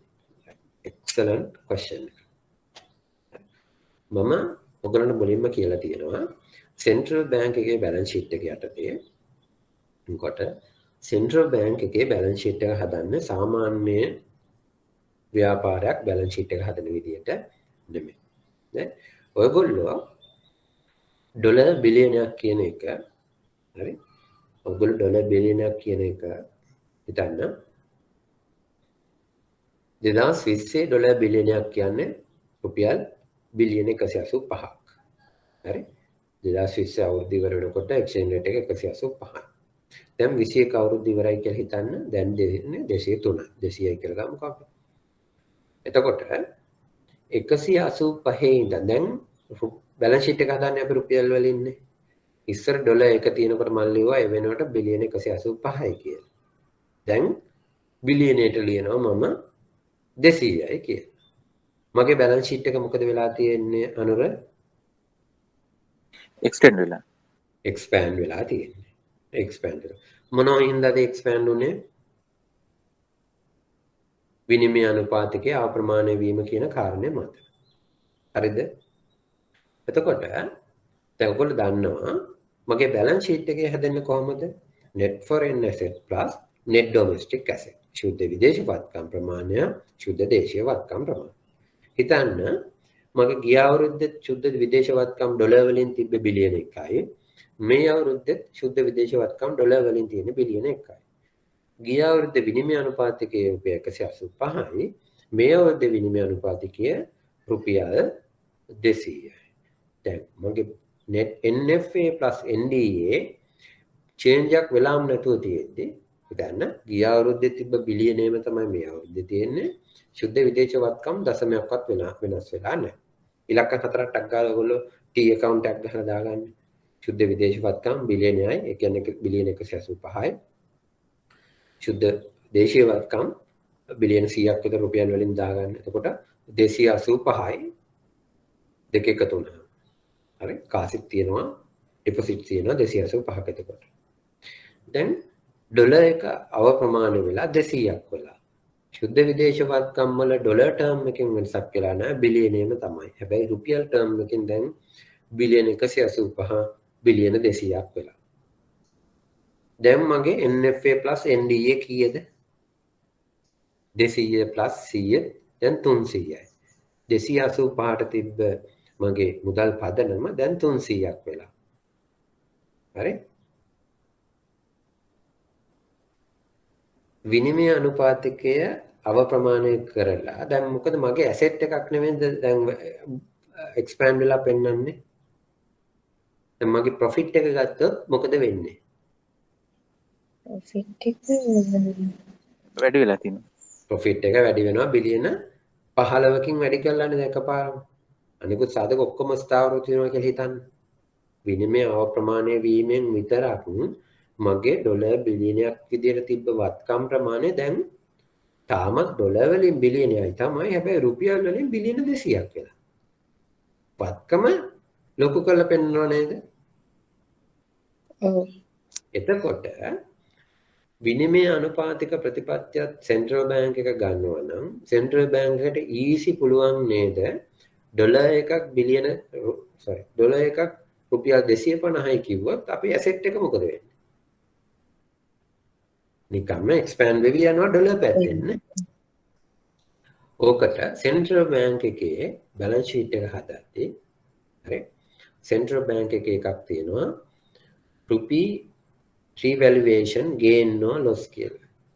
ඒ කියන්නේ අපි විනිමය අනුපාතකයෙන් අපි බැලන්ස් ෂීට් එකට වෙන බලපෑම මොකද කරන්නේ? මම අයින් කරනවා. right? විනිමය අනුපාතකයෙන් සෙන්ට්‍රල් බැංක් එක වැඩිපුර උපල පෙන්නන එක සම්පූර්ණයෙන්ම අයින් කරනවා. ඔකට මතකද මම බැලන්ස් ෂීට් එක ලියනකොට කිව්වා other item net කියලා මම interbank transaction මේ unrelated දේවල් වල අර උඩදී සිද්ධ වෙන ගනුදෙනු වලට සමාන්තරව තව ගනුදෙනු ප්‍රමාණයක් සිද්ධ වෙනවා. ඒ වගේ බලපෑම අයින් කරන්න සෙන්ට්‍රල් බැංක් එකේ NFA NDA වල ඇතුලේ තියාගෙනනවා other item net කියලා කොට. ඔයගොල්ලෝ එක මතක තියාගන්න අවශ්‍යතාවයක් නැහැ.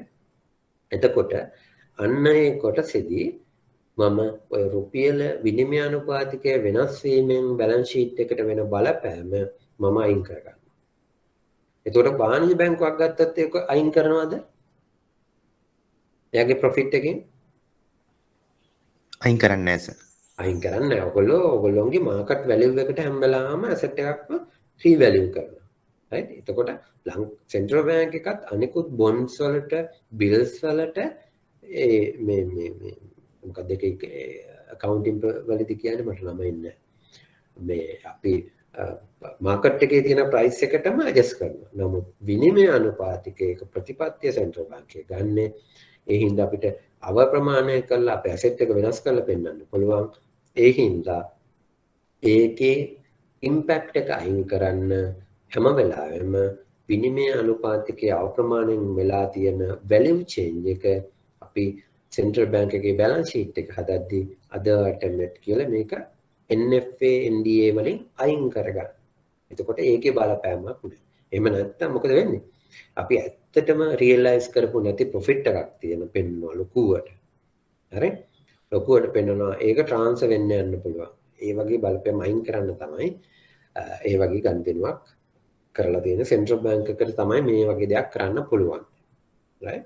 Central bank balance sheets ලෝකෙ හැමතැනම හදද්දී exchange rate එකේ තියෙන valuation gain එක holders එක අයින් කරලා තමයි balance sheet එක හදන්නේ. අනුර වාගේ ප්‍රශ්නෙට උත්තරේ හම්බුණාද? ඔකයි. සර් එහෙම කරන්නේ දැන් ඒ කියන්නේ ඇත්තටම සෙන්ට්‍රල් බැංක් එකට තමයි පවර් එක තියෙන්නේ විනිමය අනුපාතික චේන්ජ් කරන්න. මේ හේතු හින්දා තමයි එහෙම කරන්නේ නේද? කියන්නේ දැන් බැරි වෙලාවත් අපි උදාහරණයකට ගත්තොත් මේ දැන් මොකක් හරි වාණිජ බැංකුවකට ඔය හැකියාව තිබ්බනම් වාණිජ බැංකුවලත් ඔය විදිහටම මැදදී තමයි දාන්න වෙන්නේ. කියන්නේ ප්‍රත්‍යක්ෂ නැහැ.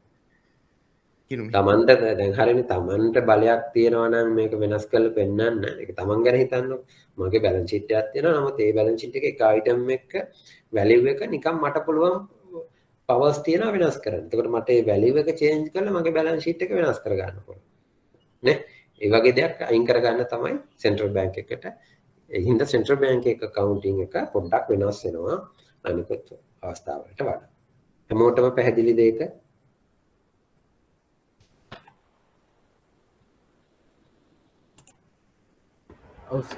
හරි. විදේශ ණයක් ලැබෙනකොට කොහොමද ද්‍රව්‍යශීලතාවයට බලපාන්නේ? රජයට ඕන තරම් හම්බ වෙනවනේ. ජයිකා කියනවා, වර්ල්ඩ් බැංක්, ADB, ඒ වගේ විදේශ ණය. ජපාන් මිත්‍රත්ව, ඒ වගේ විදේශ විනිමය වලින් රටට ණයක් ලැබෙනකොට දේශීය වෙළඳපොලේ රුපියල් ද්‍රව්‍යශීලතාවයට බලපෑමක් වෙනවද? නෑ. වෙන්නේ කන්වර්ෂන් එකේදී. දැන් ඒක පැහැදිලි හැම වෙලාවෙම. හරි නේද? රයිට්. ඔන්න ඔය කාරණා ටික තමයි සෙන්ට්‍රල් බැංක් එකේ ගනුදෙනුව සම්බන්ධයෙන් සිද්ධ වෙලා ද්‍රව්‍යශීලතාවය වෙනසක් වෙන්න පුළුවන්. මීට අමතරව ද්‍රව්‍යශීලතාවය වෙනස් වෙන්න පුළුවන් තව එක අවස්ථාවක් තියෙනවා. ඒක මොනිටරි පොලිසි ටූල් එකක් විදිහටමයි පාවිච්චි වෙන්නේ. එහෙනම් ඒකත් මම පොඩ්ඩක් ආයෙ කියලා යන්න. මොකක්ද? මහ බැංකුව රජයේ වියදම් දරුවොත් කොහොමද රජයේ වියදම් දරන්නේ මහ බැංකුව? රජයේ වියදම් පියවන්න මහ බැංකුව සල්ලි දුන්නොත් සර් සල්ලි දෙන්නේ කොහොමද?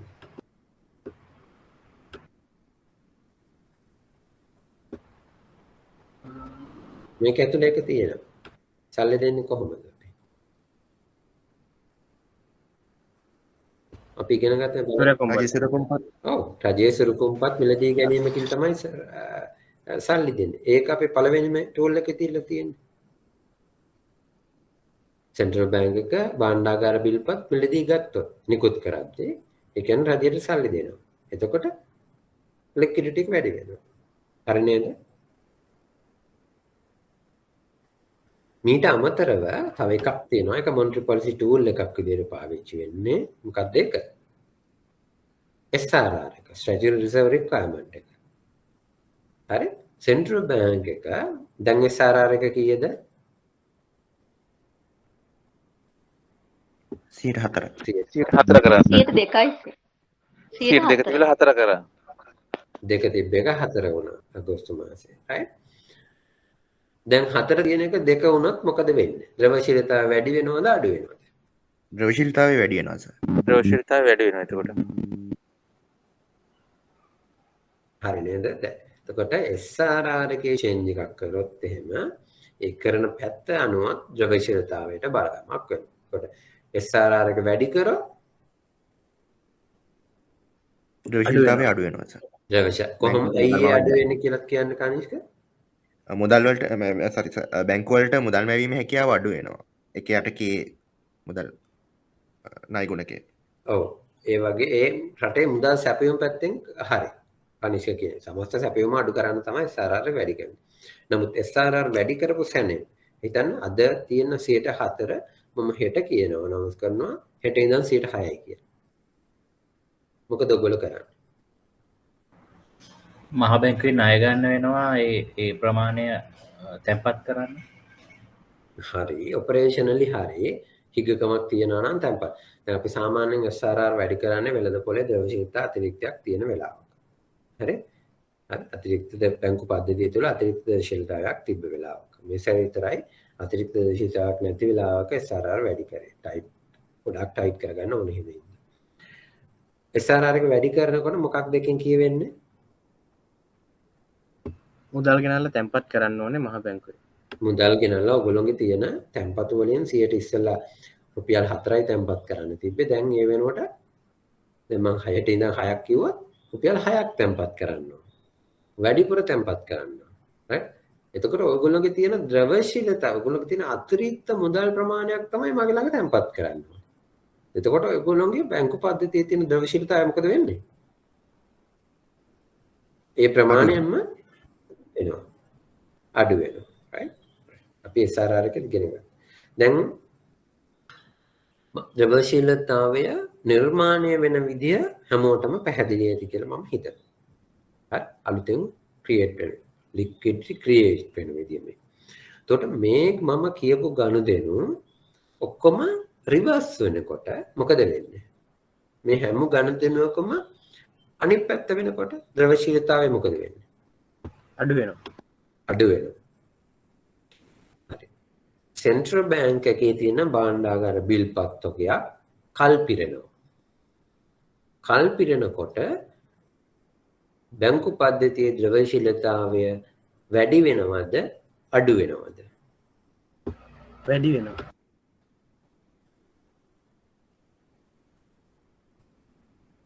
අනික් කට්ටිය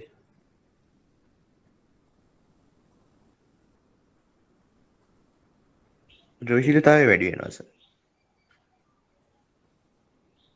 ඇයි කියලා කියන්න කනිෂ්ක? කල් පිරීමේදී සර් ඒ කියන්නේ සෙන්ට්‍රල් බැංක් එකේ තියෙන ලයබිලිටි එක පියවන්න සෙන්ට්‍රල් බැංකින් ආපහු මුදල් ලබා දෙන්න ඕනේ අදාළ පාර්ශවයට. එතකොට එකෙන් කියන්නේ මොකද්ද සෙන්ට්‍රල් බැංක් එකේ ලයබිලිටි එක? ඒ කියන්නේ සර් මේ කියන්නේ තමන් සතු භාණ්ඩාගාර බිල්පත ලබා දීලා තමයි කියන්නේ භාණ්ඩාගාර බිල්පත මේ තෙවන පාර්ශවයකට ලබා දීලා තියෙන්නේ. එතන දිස ඒ කියන්නේ ඇත්තටම ඒ කියන්නේ එතන ඇසට් එකක් තියෙන්නේ. කල් පිරීමේදී වෙන්නේ ඒ ඇසට් එක ආපහු ඒ අදාළ පාර්ශවයට කියන්නේ මුදල් දීලා අපි ඒක පියවන්න ඕනේ. එතනදී අපි ආපහු අදාළ පාර්ශවයට කෑෂ් ලබා දෙන්න ඕනේ. එතනදී අදාළ පාර්ශවයේ ද්‍රවශීලතාවය වැඩි වෙනවා. ඔයාගේ වචන නෑ. කනිෂ්ක මේ අපි මෙහෙම කරමු. හොඳම දේ තමයි ඔය මේ අපි ගන්නකොට දැන් පාර්ශ්ව දෙක අපි දන්නවනේ. කවුද පාර්ශ්ව දෙක? රජයයි සෙන්ට්‍රල් බැංක් එකයි පාර්ශ්ව තුනක් ඉන්නවා. බැංකුවේ. ඔය නම් තුන පාවිච්චි කළා කියන්නේ. මට එතකොට වැරදින්නේ කොතනද කියන එක හදා ගන්න පුළුවන්. මොකක්ද අදාළ පාර්ශ්වය කියන්නේ?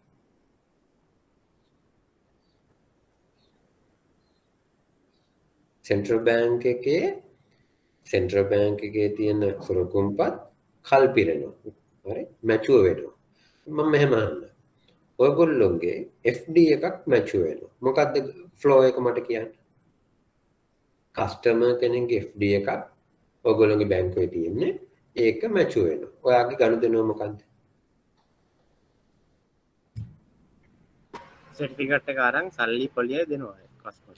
සර්ටිෆිකේට් එකට. එතකොට ඔයගොල්ලෝගේ ලයබිලිටි ඔක මොකද්ද? ලයබිලිටි එක මොකද වෙන්නේ? ලයබිලිටි අඩු වෙනවා. ලයබිලිටි එක අඩු වෙනවා. එතකොට කාටද සල්ලි යන්නේ? කස්ටමර්ට. කස්ටමර්ට සල්ලි යන්නේ. ඒතර ගවර්න්මන්ට් එකේ සෙන්ට්‍රල් බැංක් එකේ තියෙන රජයේ ස්වරූපුම්පත් තොගයක් කල් පිරෙනවා. එන මැචුවර් වෙනවා. හරි? හිතන්න මගේ ළඟ අද දවසේ කල් පිරෙන මම කියන්නේ සෙන්ට්‍රල් බැංක් එක. හොඳයි.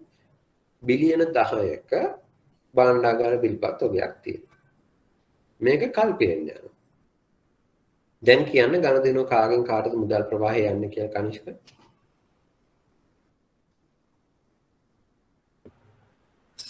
දැන් රජයේ එකක් කල් පිරුණොත් රජයෙන් තමයි බැංකු වලට මුදල් යන්නේ. එතකොට ද්‍රවශීලතාවයට වෙනසක් වෙන්නේ නැහැ. සර් කිව්වේ මහ බැංකුවේ තියෙන සුරකුම්පත් කල් පිරුණොත් තමයි ද්‍රවශීලතාවය වෙනස් වෙන්නේ. ඒක තමයි මහ බැංකුව එක තමයි අහන්නේ. මහ බැංකුවේ තියෙන සුරකුම් මගේ ළඟ තියෙන 10 බිලියන් සුරකුම්පත් වැලියු එකක් අද කල් පිරෙනවා. දැන් ගණදෙනුව කොහොමද වෙන්නේ කියලා අහන්නේ. රජය 10 බිලියන් ඔගන් කියන්නේ රජයේ 10 බිලියනොයි ඒකට අදාළ පොලියයි මහ බැංකුවට ගෙවන්න ඕනේ. හරි. හරියටම හරි. එතකොට එතකොට ඊට පස්සේ තියන්න ගයන් ඉතුරු ටික වෙළඳපොළ රුපියල් ද්‍රවශීලතාවය අඩු වෙනවා. එතකොට ඒ කියන්නේ රජයට වියදම් කරන්න හරි මොන හරි හැකියාවක් තියෙන සල්ලිනේ ඒගොල්ලෝ සෙන්ට්‍රල් බැංක් එකට ගෙනල්ලා තැන්පත් කරන්නේ. රජය අනිත් එක ගේන්නේ සල්ලි ඒගොල්ලොන්ගේ තියෙන වාණිජ්‍ය බැංකු වලින් වල තියෙන සල්ලිනේ ඒගොල්ලොන් ගේන්නේ. එතකොට ඒ ද්‍රවශීලතා ප්‍රවාහය සෙන්ට්‍රල් බැංක් එකට මාරු වෙනවා. අඩු වෙනවා. හරියටම හරි. මට ඇඩ් කරන්න දෙයක් නැහැ. කනිෂ්ක අනුර අරුණ තේරුණාද? සෙන්ට්‍රල් බැංක් එකේ මැචුරිටි එකක්. හරි. මගේ ළඟ තියෙන භාණ්ඩාගාර බිල්පත්. බිලියන 10ක භාණ්ඩාගාර බිල්පත් තියෙන මේක භාණ්ඩාගාර බිල්පත මගේ. මොකද මගේ කරන්නේ මගේ බැලන්ස් ෂීට් එකේ කොහෙද මේක තියෙන්නේ? මගේ දකුණු අත පැත්ත ඇසෙට්. මේ මගේ ඇසෙට් පැත්ත එකේ තියාගෙන. දැන් මේක මට කල්පිරෙනවා. කල්පිරෙනකොට මගේ මේ ඇසෙට් එක යනවා කාටද? ගෙවපු එක්කෙනා. ඇසෙට් එකේ අයිතිකාරයා. ලයබිලිටි එක තියෙන කාගේ ළඟද? ගවර්න්මන්ට් එක. ගවර්න්මන්ට් එක දැන් මොකද කරන්න ඕනේ? මට බිලියන 10යි ප්ලස් ඉන්ට්‍රස්ට් රේට් එක ගෙවන්න ඕනේ. අපි හිතමු මේක භාණ්ඩාගාර බිල්පත් හින්දා බිලියන 10ක් ගෙවන්න ඕනේ. හරි? බුක් වැලියු එක. ෆේස් වැලියු එක ගෙවන්න ඕනේ බිලියන 10ක්. කොහොමද රජය ගෙවන්නේ? රජය දැනට තමන්ගේ ළඟ තියෙන මුදල් වලින් ගෙවන්න ඕනේ. එතකොට තමන්ගේ බැංකු දෙකෙන් තියෙන සල්ලි වලින් රජය බිලියන 10ක් රුපියල් වලින් සෙන්ට්‍රල් බැංක් එකට ගෙවන්න ඕනේ. සෙන්ට්‍රල් බැංක් එකේ වත්කමක් තවදුරටත් තියෙනවද භාණ්ඩාගාර බිල්පත් කියලා වත්කම? කල්පිරුණාට පස්සේ නෑ. භාණ්ඩාගාර බිල්පත් කියන වත්කම නෑ. ඒකට සමාන බිලියන 10ක ද්‍රවශීලතාවය මොකද වෙන්නේ එතකොටම? ඒකත් බැංකු පද්ධතියෙන් සෙන්ට්‍රල් බැංක් එකට ඇබ්සෝබ් වෙලා ඒක නැති වෙලා යනවා. right?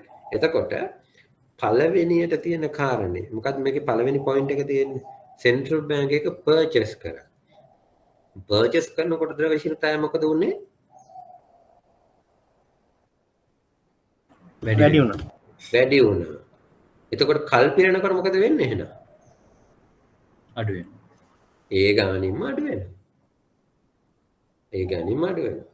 එතකොට ගවර්න්මන්ට් එකේ පැත්තෙන් තමයි ලයබිලිටි එක අයින් වෙන්නේ. කනිෂ්ක පැහැදිලිද? පැහැදිලි සර්. නෑ වරද්ද ගන්න එපා. ගොඩක් වෙලාවට ඔය භාණ්ඩාගාර බිල්පත් ඉෂුව එකේදී තමයි ඔයගොල්ලෝ වරද්ද ගන්න. ඔක ඔයගොල්ලෝ විතර නෙමෙයි ගොඩාක් අයට ක්ලාස් එකේදී මම දැකලා තියෙන මේ පොදු වැරද්දක් ක්ලාස් එකේ විතරක් නෙමෙයි ගොඩාක් ඔය දෙමොන්ට්‍රි කොච්චර වැඩ කරා සමහරුන්ට එක ඔළුවට එන්නෙම නෑ ලික්විඩිටි මැනේජ්මන්ට් එකේ කොහොමද ඔය ගනුදෙනුවක් වගේ එකක් වුණාම වෙන්නේ කියන කාරණේ. right? right. එතකොට මේකෙත් පැත්තේ අනිත් පැත්තේ මේ දැන් මේ තියෙන පොයින්ට්ස් ඔක්කොගේම රිවර්සල් දැන් බලන්න. දැන් ලික්විඩිටි අඩු වෙනවා. පළවෙනි එක ඊපස්සේ කියනවා ISB එකක් හරි ෆොරින් ආයෝජකයෝ ඇවිල්ලා භාණ්ඩාගාර බිල්පත් මිලදී ගැනීමකදී ඒ ටික සෙන්ට්‍රල් බැංක් එක පර්චේස් කරොත් රුපියල් ද්‍රව්‍යශීලතාවය වැඩි වෙනවා. මේක රිවර්සල් එක මොකක්ද ගනුදෙනුව?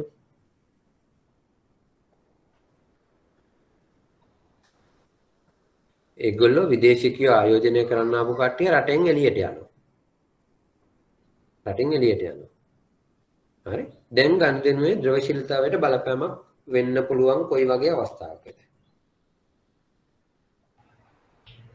රුපියල් අරන් ගියොත් වෙන්නේ ඩොලර් අරන් ගියොත් වෙනවනේ. කොහොමද අරන්නේ? විදේශිකයෝ ටික ආයෙ යද්දි රුපියල් විදියටම අරන් ගියොත් ඒක වෙනසක් වෙන්නේ නැහැ. හැබැයි ඒක ඩොලර් විදියට අරන් ගියොත් වෙනස් වෙනවා.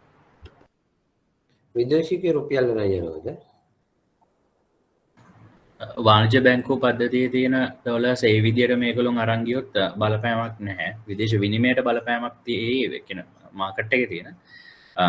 වාණිජ්‍ය බැංකුව වලට විදේශ විනිමය තිබෙන්නේ නැත්නම් ඒගොල්ලන්ට ගෙවන්නේ ඒගොල්ලන්ට සෙන්ට්‍රල් බැංකෙන් ගන්න වෙනවා. ඒ අවස්ථාවේදී සෙන්ට්‍රල් බැංක් එක විදේශ විනිමය වාණිජ්‍ය බැංකුව වලට විකුණලා ඒගොල්ලන් රුපියල් ගන්නවා. එහෙම අවස්ථාවක් වුණොත් ද්‍රව්‍යශීලතාවය අඩු වෙනවා.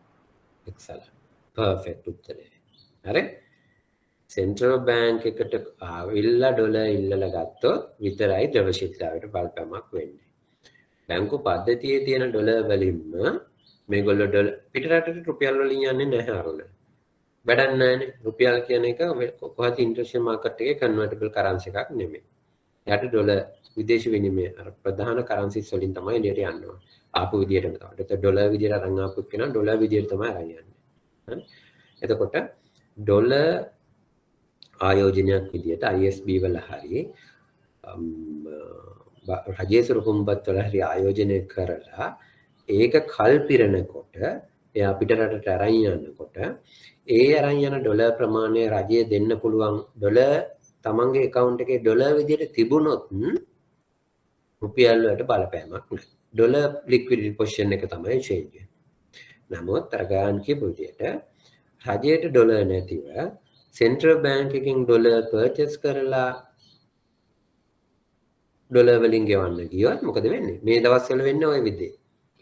හරි මේ කාලේ රජයට ඩොලර්ස් නෑ සෙන්ට්‍රල් බැංක් එකේ රිසර්ව්ස් තමයි ඔය වගේ දේවල් ගොඩක් ඒවට පාවිච්චි වෙන්නේ හරි ණය ගෙවන්න එතකොට රුපියල් වෙළඳපොලේ ද්‍රවශීලතාවයට බලපෑමක් කරනවා කියන්නේ ද්‍රවශීලතාවය අඩු වෙනවා එහා ප්‍රමාණයකින් පැහැදිලිද හැමෝටම ගනුදෙනු හැම වෙලාවෙම ෆ්ලෝ එක ඔලුවට දාගන්න මෙහෙම ගන්න මම ඇමරිකාවට ගිහින් ආයෝජනය කරලා අරන් ආවොත් මොකද වෙන්නේ ඇමරිකාවේ ඩොලර් වලට අන්න එහෙම හිතන්න ඒ වගේ ඇමරිකන් බිල් රේට් ලංකාවට එනවා ඩොලර් බිලියනක් කරා එයා යනකොට ඩොලර් බිලියනක් අරන් යනවා කොහොමද මුදල් හොමාරු වෙන්නේ ඊළඟ එකත් බලන්න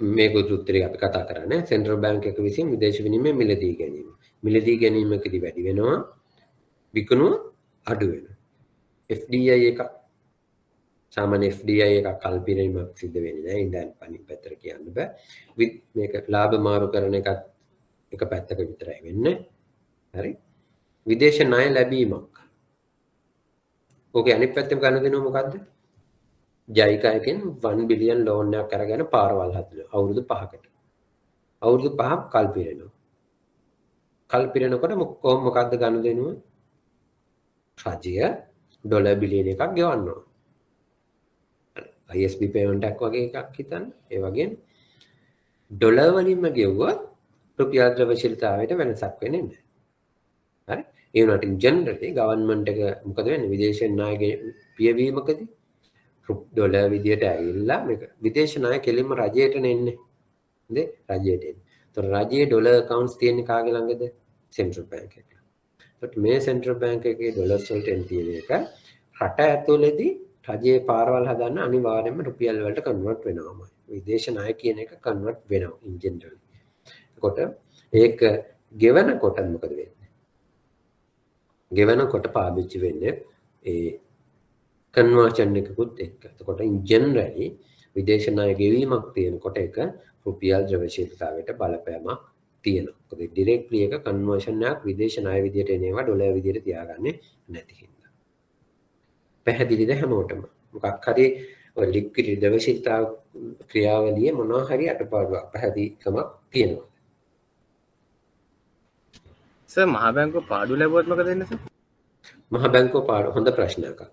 මහ බැංකුව පාඩු ලැබුවොත් ලෝකේ මහ බැංකු තියෙනවා බැලන්ස් ෂීට් එකේ ඔයගොල්ලෝ පාඩු ලබනකොට මොකද වෙන්නේ කරන්නේ ආයතනයක් පාඩු ලබනකොට කවුද accounts expert ලා ඉන්නේ කොහොමද ඒක හිට් කරන්නේ ප්‍රාග්ධනයට කැපිටල් එකට right ඒකට සෙන්ට්‍රල් බැංක් එකත් ඒකම තමයි කරන්නේ සෙන්ට්‍රල් බැංක් එකේ කැපිටල් එක තමයි එතකොට අඩු වෙවි යන්නේ හරි කැපිටල් අඩු වෙනවා මොකද අන්තිම වෙන්න පුළුවන්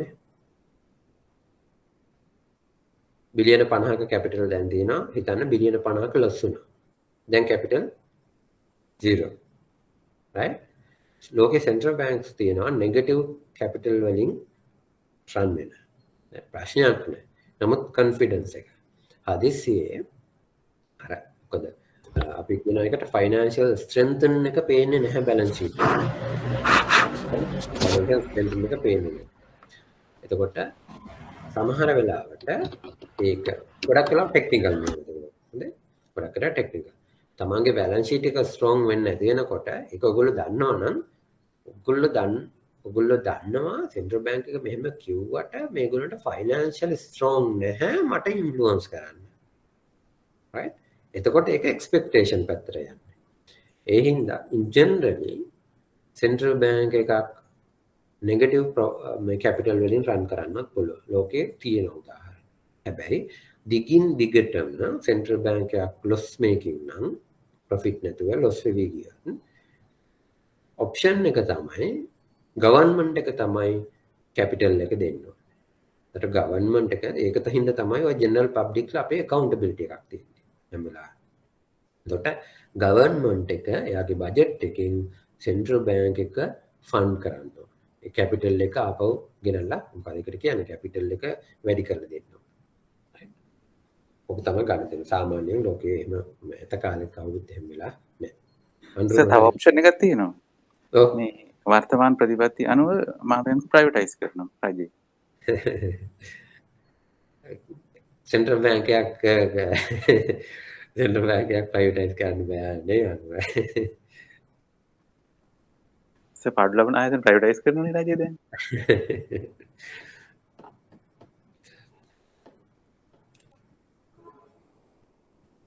right අපි නම් දැන් බලමු දැන් ඔයගොල්ලන්ට තේරෙනවා වෙළඳපොළ ද්‍රව්‍යශීලතාවය නිර්මාණය වෙන්න පුළුවන් එක එක ගනුදෙනුත් එක්ක.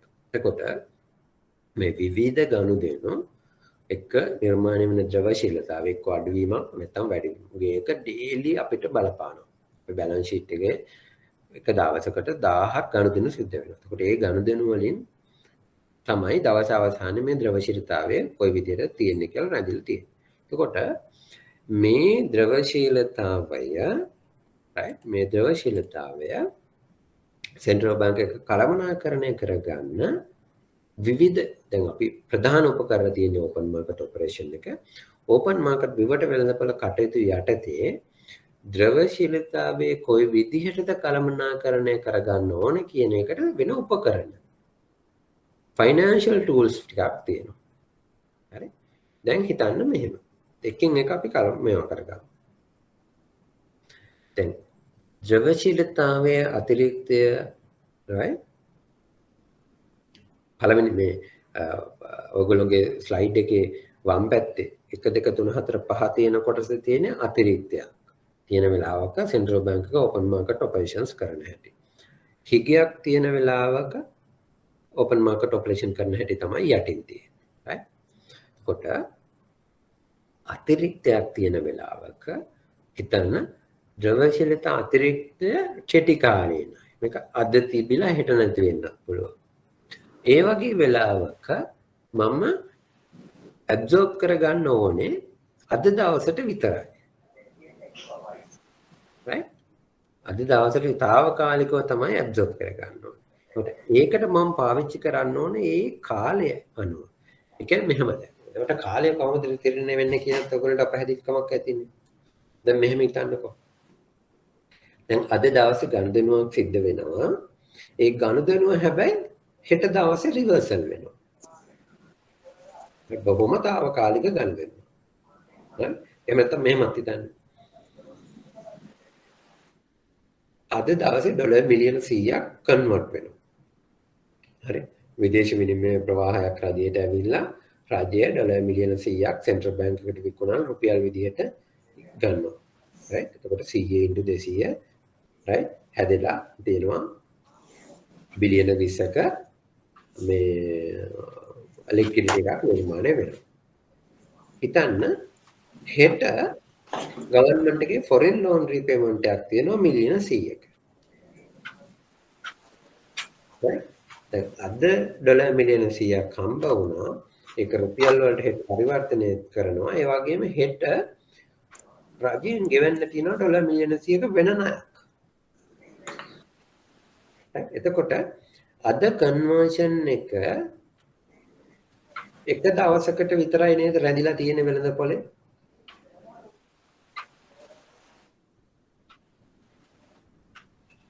තේරුණාද මං කියපු ගාන? අද ඩොලර් මිලියන 100ක් රජයට හම්බ වෙනවා. මේක අද ආපු ගමන්ම රජය හිතන්නකෝ සැලරි ගෙවන්න පාවිච්චි කරා කියන්නේ. හරි?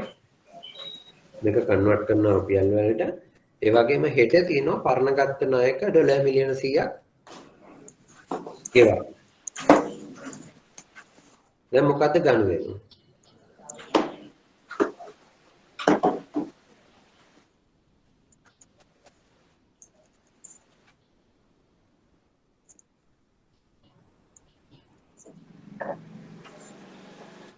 මොකද්ද ගනුදෙනු? මේක తాවකාලිකයි නේද මේ ලික්විඩිටි එකපාරම වැඩි වීම? එක දවසකට නේද වැඩි වෙන්නේ? එක දවසේ ආපහු මේක රිවර්ස් වෙනවා. එතකොට ඒ වගේ වෙලාවක සෙන්ට්‍රල් බැංක් එක ඒ ගනුදෙනු ඇති වැඩිපුර තියෙන ද්‍රවශීලතා ප්‍රමාණය අයින් කරන්නත් ඕනේ තාවකාලිකව. අනුරගේ මයික් එක ඔන් වෙලා තියෙන්නේ අනුර.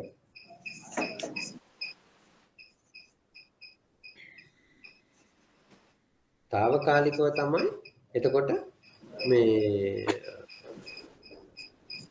తాවකාලිකව තමයි අපි මේ රුපියල් ද්‍රව්‍යශීලතාවය අයින් කර ගන්න ඕනේ. right? එතකොට ඒ වගේ වෙලාවක පාවිච්චි කරන්න කෙටි කාලින උපකරණ. ඒතකොට ඒක තමයි මේ කෙටි කාලින රිපෝ එකක් කරන්න ඕනේ කියලා කියන්නේ. එක දවසකට. හරි? කෙටි කාලෙන්.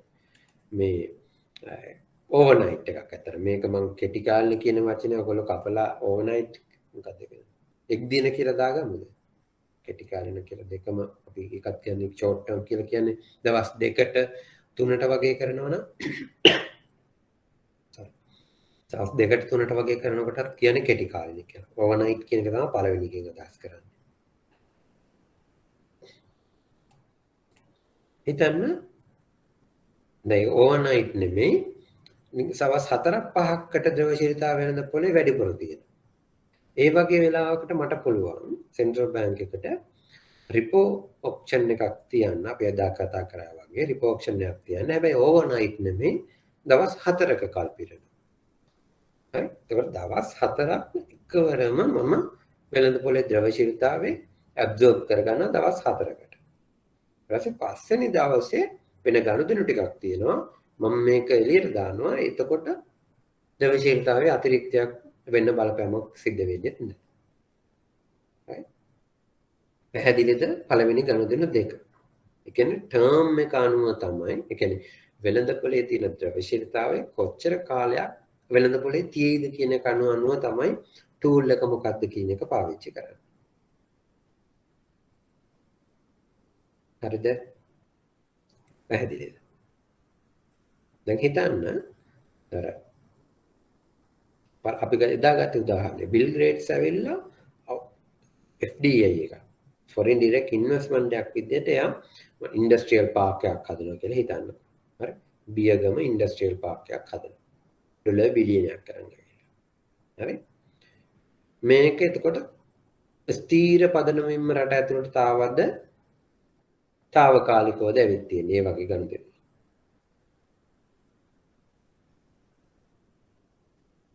ඉන්ඩස්ට්‍රියල් පාක් එකක් හයිවේ එකක් මේක ඇවිල්ලා ඩොලර් බිලියන ස්ථීර පදනම ඔව් ඩොලර් බිලියනයක එහෙම් පිටින්ම කන්වර්ට් වුණා කියලා හිතන්න. ඒක ස්ථීර පදනමින්මයි සිද්ධ වෙන්නේ. එතකොට එකපාරම ඩොලර් බිලියනයක් ඇවිල්ලා ඩොලර් බිලියනේ කන්වර්ට් වුණොත් එහෙම රුපියල් බිලියන 200ක ද්‍රවශීලතාවයක් නිර්මාණය වෙනවා. ඔය 200 දිගු කාලිනව පවතිනවා. right? ඒ වගේ වෙලාවක මොකද්ද සෙන්ට්‍රල් බැංක් එක කරන්න ඕනේ? මේක මේ ද්‍රවශීලතාවයේ ස්ථීර පදනමින්ම අයින් කර ගන්න ඕනේ. ඒකට මොකද්ද කරන්න පුළුවන් උපකරණය ටූල් එක?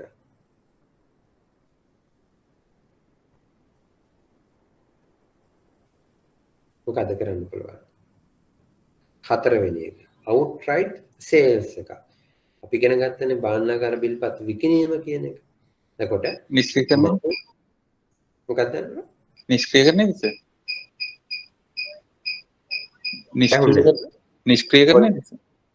ඔව් නිෂ්ක්‍රීයකරණයකට තමයි ඒ ඩොලර් පැත්තෙන් යනවා කියන්නේ. හරි? ඩොලර් ටික ඇවිල්ලා ඩොලර් රුපියල් වලට පරිවර්තනය වෙනකොට තමයි මම දැන් ඕපන් මාකට් එක කරන්න ඕනේ. ඔකට තමයි නිෂ්ක්‍රීයකරණය කියලා කියන්නේ. හරි? දැන් රුපියල් ද්‍රව්‍යශීලතාවය වැඩි වුණා එකපාරම මම මේක අයින් කර ගන්න ඕනේ. ඇබ්සෝබ් කර ගන්න. ඒකට මොකද්ද මම පාවිච්චි කරන්නේ? මේක අද හෙට අයින් වෙන්නේ නැහැ. බිලියනයක් ඇවිල්ලා ඒ බිලියන රුපියල් වෙලා දිගු කාලිනව තියෙනවා. ඒ වෙනුවෙන් මම කරන්න ඕනේ මොකක්ද? ඒ වගේ ගනුදෙනුවක් ආවා. outright sales එක. මගේ තියෙන භාණ්ඩාගාර බිල්පත් බෙදුම් කර ස්ථීර පදනමින්ම විකුණන එක. හරි? බෙදුම් කර නෙමෙයි බිල්පත් මගේ ස්ටෑන්ඩ් එකේ හෝල්ඩින් එකේ තියෙන එක ස්ථීර පදනමින්ම විකුණන එක. තමයි outright sales කියලා කියන්නේ. පැහැදිලිද? හතරවෙනි එක මම තුන ස්කිප් කරලා ගියේ මම ආයෙන්න.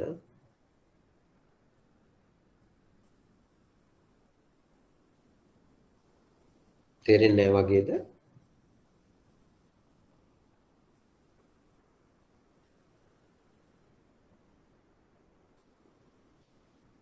නුවන්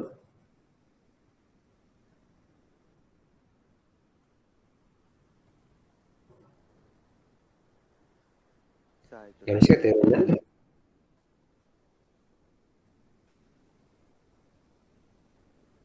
නෝ සාය පොඩ්ඩක් ඇහුන්නේ නෝ තව පාරක් එක දැන් මම කියන්න උත්සාහ කරන්නේ දැන් රුපියල් වලට කන්වර්ට් වෙලා දැන් අර මේක ඉස්සෙල්ලා කියපු ගනුදෙනු කන්වර්ට් වෙලා වෙළඳ පොලේ කොච්චර කාලයක් රුපියල් විදියට රැඳිලා තියෙනවද කියන එක මත තමයි කාලය තීරණය වෙන්නේ. අපි කරන ඕපන් මාකට් ඔපරේෂන් එකේ කාලය තීරණය වෙන්නේ.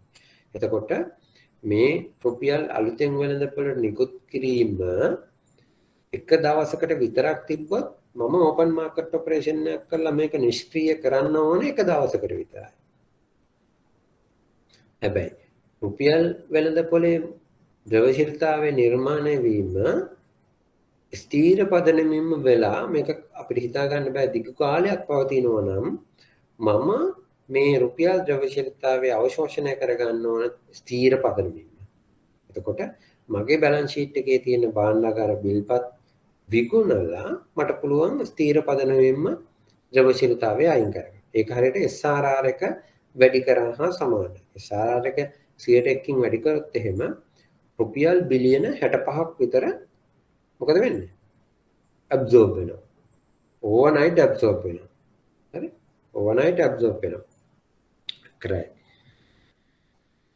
එතකොට වෙළඳපොළ ද්‍රවශීලතාවයේ කොච්චර දුරට රැඳිලා තියෙනවද? එහෙම නැත්නම් කොච්චර කාලයක් රැඳිලා තියෙනවද කියන එක මත තමයි අපේ මේ ඕපන් මාකට් ඔපරේෂන් එකේ ටෙනර් එක කාලය කොච්චර ඕවර්නයිට්ද නැත්නම් short term open market operation එකක් කරනවද එහෙම නැත්නම් අවුට්රයිට් ඔපරේෂන් එකක් කරනවද කියන එක තීරණය වෙන්නේ.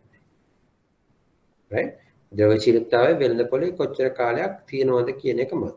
එතකොට මම ගත්ත උදාහරණේ බිල් ගේට්ස් ලංකාවට ඇවිල්ලා ඩොලර් බිලියනයක් අරන් ඇවිල්ලා ඒකෙන් ඉන්ඩස්ට්‍රියල් පාර්ක් එකක් හදනවා නම් බියගම ඒ කියන්නේ ආ රුපියල් වලට කන්වර්ට් කරගෙන ආගේ වැඩ ටික කරගෙන යනවා. එතකොට මේ මුදල් ප්‍රමාණය ස්ථීර වශයෙන්ම රුපියල් බවට පරිවර්තනය වෙලා කාලයක් පුරාවට තියෙනවා.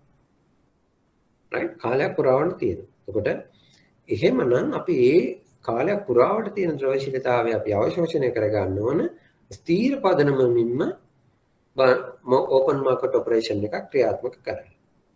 ඒකට කරන්න රූල් එක තමයි අවුට්රයිට්. එනම් ස්ථීර පදනමින් භාණ්ඩාගාර බිල්පත් විකිණීම කියන එක. අවුට්රයිට් සේල්ස් කියන එක. දැන් පැහැදිලි නේද?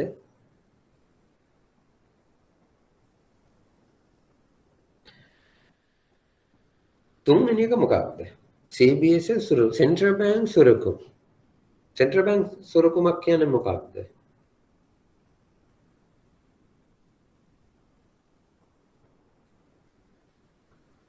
දැන් සුවිශේෂී හැකියාවක් තියෙනවා. දැන් රිපෝ එකක් කරන්න නම් රිපෝ කියන එක දැන් දන්නවනේ. රිපෝ එකක් කියන්නේ කාගෙන් මුදල් දෙන්නේ? අපි රිපෝ එකක් පෙන්වන්නේ අපි. රිපෝ ට්‍රාන්සැක්ෂන් එකදී කාගෙන් කාටද මුදල් ප්‍රවාහයයි සිකියුරිටි ප්‍රවාහයයි ගලාගෙන යන්නේ? සෙන්ට්‍රල් බැංක් එක පැත්තෙන් රිපෝ එකක් කරොත් මොකද වෙන්නේ? බැංකු රුපියල් අරන් එනවා සෙන්ට්‍රල් බැංක් එක සිකියුරිටි එකක් දෙනවා. රජයේ සුරකුම්පතක් දෙනවා. right? එතකොට රජයේ සුරකුම්පත් ප්‍රමාණයක් සෙන්ට්‍රල් බැංක් එකේ තියෙන්න ඕන. රිපෝට් ඕපන් මාකට් ඔපරේෂන්ස් කරන්න. හරි? රිපෝ ඕපන් මාකට් ඔපරේෂන් එකක් කරන්න ප්‍රමාණවත් විදියට භාණ්ඩාගාර බිල්පත් තොගයක් සෙන්ට්‍රල් බැංක් එකේ බැලන්ස් ෂීට් එකේ තියෙනවා. දැන් මම මෙහෙම අහුවොත් සෙන්ට්‍රල් බැංක් එකේ බැලන්ස් ෂීට් එක හරි භාණ්ඩාගාර බිල්පත් රජයට දීලා තියෙන ණය යටතේ NCG යටතේ භාණ්ඩාගාර බිල්පත් බිඳුවයි. අපිට නැහැ භාණ්ඩාගාර බිල්පත්. ඒ වගේ වෙලාවක කොහොමද සෙන්ට්‍රල් බැංක් එක රිපෝ ඔක්ෂන් එකක් කරන්නේ? රිපෝ ට්‍රාන්සැක්ෂන් එකක් කරන්නේ.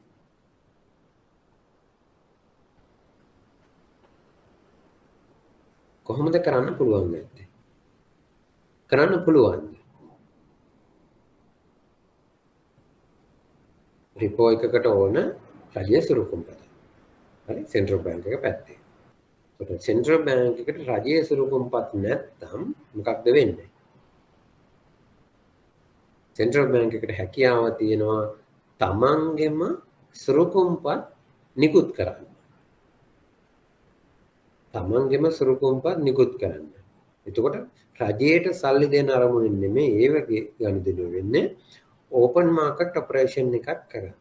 එතකොට රජයේ සුරුකුම්පතක් වෙනුවට සෙන්ට්‍රල් බැංක් එකට ඕපන් මාකට් ඔපරේෂන් රිපෝ එකක් කරන්න පුළුවන් තමන්ගෙම සුරුකුම්පතක් print කරලා අපේට වාණිජ බැංකු වලට දීලා. ඒක තමයි සෙන්ට්‍රල් බැංක් සිකියුරිටීස් කියලා කියන්නේ. හොඳට මතක තියාගන්න. ඔය ගෑ. සෙන්ට්‍රල් බැංක් එක සිකියුරිටීස් ඉෂුව කරන්නේ මේ රජයේ සුරකම්පත් නැති අවස්ථාවක විතරද? විතරමයි පුළුවන්. ඒක අපේ වත්කමක් නෙමෙයි වගකීමක් විදිහට අය ගයන්න යන්නේ. හොඳ ප්‍රශ්නයක්. හොඳට මතක තියාගන්න. රජයේ ඇහෙන වැඩි කියලා මම හිතනවා ගොඩක් අයියෙන් වහිනවාදී. රජයේ සුරුකුම්පත් මගේ බැලන්ස් ෂීට් එකේ බිඳුවක් වුණොත් අන්න ඒ වෙලාවේදී තමයි සෙන්ට්‍රල් බැංක් එකට පුළුවන්නේ තමන්ගේම සුරුකුම්පතක් නිකුත් කරන්න. ඒක ලයබිලිටි එක. ඒක ලයබිලිටි එක හරින්නේ මට නිකුත් කරනවා නම් ඒක වත්කමක් නෙවෙයි තවදුරටත් ඒක මගේ වගකීම. ඒ වුණාට මෑත ඉතිහාසයේ සෙන්ට්‍රල් බැංක් එක සෙන්ට්‍රල් බැංක් එකේ සුරුකුම්පත් නිකුත් කරලා නැහැ. හරි? සුරුකුම්පත් නිකුත් කරලා නැහැ.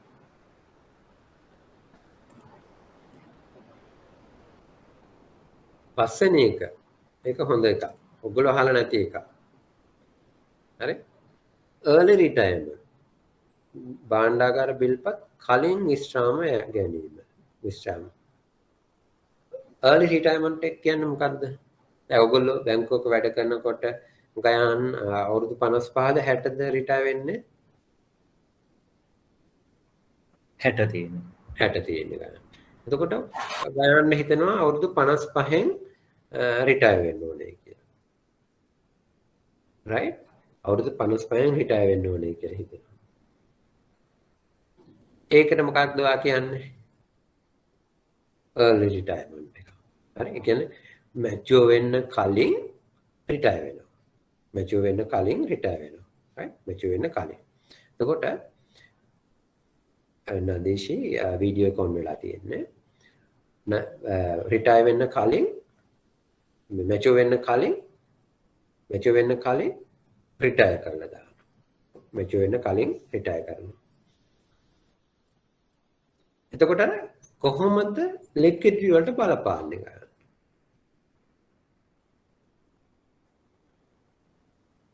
අපි අර ඉස්සර වෙලා මේ උදාහරණයට ගත්ත නේද? මේක.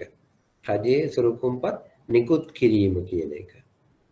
ඒකට මේක අපි ඉගෙන ගත්ත රජයේ සුරුකුම්පත් නිකුත් කිරීමේදී සෙන්ට්‍රල් බැංක් එක පර්චේස් කරොත් ද්‍රවශීලතාවය වැඩි වෙනවා. කල් පිරුණොත් අඩු වෙනවා. හරි නේද? පර්චේස් කරනකොට වැඩි වෙනවා, කල් පිරෙනකොට අඩු වෙනවා. මේකේ රිවර්සල් එක. එතකොට මේකෙදි කියන early retirement. early retirement එකදී මොකක්ද වෙන්නේ එතකොට? ද්‍රවශීලතාවය. ඒ කියන්නේ 2022 ඔක්තෝබර් 31 වෙනිදාට මැචුවර් වෙන්න තියෙන එක මම ඔක්තෝබර් 1 වෙනිදා මැචුවර් කරනවා. ඔව් ගෑ මොකක්ද කියන්නේ? 31 වෙනිදාට දෙන්න තියෙන එකක් රිලීස් කරන්න තියෙන ෆන්ඩ්ස් අපි ඒ කියන්නේ ගෙනල්ලා තියන්න ඕනේ ෆන්ඩ්ස් අපි කලින් ඒ කියන්නේ වට්ටමක් වගේ මොන හරි දීලා කලින් මේව කරගන්න. අන්න එතකොට මොකක්ද වෙන්නේ ද්‍රවශීලතාවයට? අඩු වෙනවා. අඩු වෙනවා. early retirement කියලා කියන්නේ ඔක මතක තියාගන්න ටෙක්නිකල් එක පොඩිවට ලියා ගන්න. කල් පිරෙන්න කලින් රජය මේක කරන්නේ සෙන්ට්‍රල් බැංක් එකේ මේ භාණ්ඩාගාර බිල්පත් වලට විතරයි. රජයට බෑ ගයන් ළඟ භාණ්ඩාගාර බිල්පතක් තිබිලා ඒක ආනයිට් මම මේ කල් පිරෙන්න ඉස්සෙල්ලා ඔක ගිහින් ගන්නවා කියලා එහෙම ගන්න බෑ. හරි? ගන්න පුළුවන් නේ එහෙම ගන්න නම් ඔයගොල්ලෝ දන්නවා callable කියන ස්පෙෂල් මේ ඔයගොල්ලෝ ඉන්ස්ට්‍රුමන්ට්ස් ඉගෙන ගනිද්දී ඉගෙන ගනි callable bonds කියලා එකක් තියෙනවා. ඒක තමයි ඕන වෙලාවක call කරන්න පුළුවන්. හැබැයි ඕන වෙලාවක කියන්නේ රජයේ කියනවා announce කරලා දාද්දිම කියනවා මම මාස 6ක කාලයකදී මේක ගන්නවා. ඒ වගේ එකක් කලින් කියලා තියෙනවා. එතකොට එහෙම දෙයක් නෙමෙයි මෙතනදි වෙන්නේ සෙන්ට්‍රල් බැංක් එකට දීලා තියෙන භාණ්ඩාගාර බිල්පත් ප්‍රමාණය රජයට සල්ලි ප්‍රවාහයක් ආවොත් එහෙම early retirement එකක් කරන්න පුළුවන්. මේක සාමාන්‍යයෙන් සිද්ධ වෙන දෙයක්. හරි? බිලියන 5-10 ගවර්න්මන්ට් එක early retire කරනවා සමහර කාලවල වලදී. තමන්ගේ cash flow එක අනුව. එතකොට මේ පැත්තේ තිබුණ කාරණා 5 පැහැදිලිද භාණ්ඩාගාර මේ open market operation එක ද්‍රවශීලතාවයේ අවශෝෂණය කර ගැනීමේ අරමුණින් සිද්ධ කරන්නේ. ඒතර ඕකෙම රිවර්සල් එක තමයි දකුණු පැත්තේ යටින් තියෙන්නේ. හිග කමක් තියෙන වෙලාවක මොකක්ද කරන්න ඕනේ කියන්නේ. කොට ද්‍රවශීලතා හිගය කෙටි කාලීනයි නම් මම කරන්න ඕනේ රිපෝ එකක්ද රිවර්ස් රිපෝ එකක්ද හිගයක් තියෙන වෙලාවක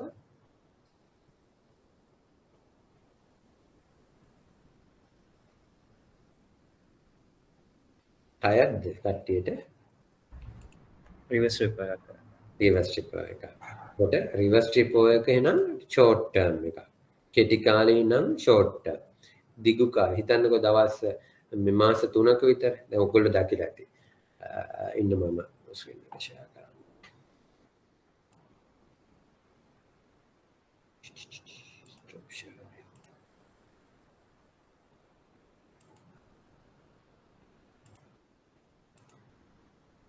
මගේ ස්ක්‍රීන් එක පේනව නේද? ඔව් සර්. open market operations වල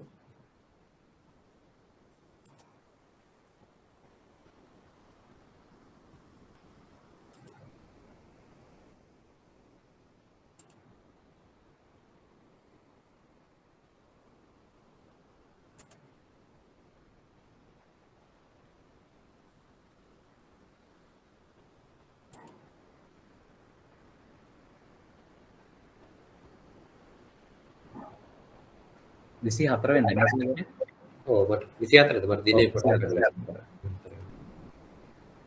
excellent. Thank you. මේක පේනව නේද හැමෝටම?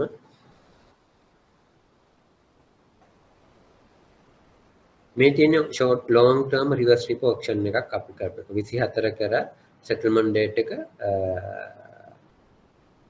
27. right? maturity එක 2021 දෙසැම්බර් 23. එතකොට මේක ඇවිල්ලා long term reverse repo auction එක. auction එකට දාපු amount එක තමයි බිලියන 150. හරි? 24 වෙනිදා. maturity tenor එක තමයි දවස් 87ක්. ඒ කියන්නේ maturity date එක වෙනවා 2021 දෙසැම්බර් 23 වෙනිදා. කොට ඒකෙන් අපිට bids හම්බ වුණා බිලියන 150ක් offer කරපු එකට 160ක් අහුණා. ඒකෙන් 103ක් අපි accept කරා. weighted average rate එක උනේ 6.13. මේ තමයි minimum maximum rates දෙක.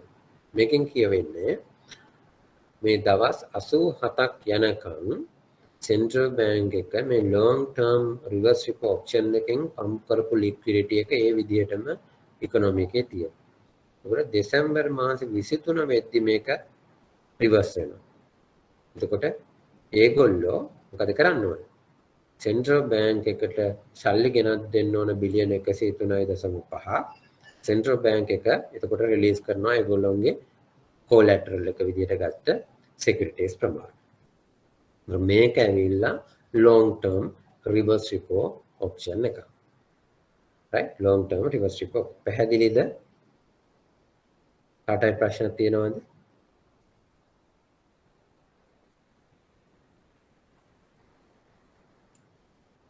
මම කාරණා දෙකක් හිතා ගන්නවා ඒ වගේ වෙලාවක එක්ක තේරුන්නේ නැහැ එක්ක හොඳටම තේරුණා කියලා. මගේ වාසියට මම හිතනවා හොඳ තේරුණායි කියලා. right?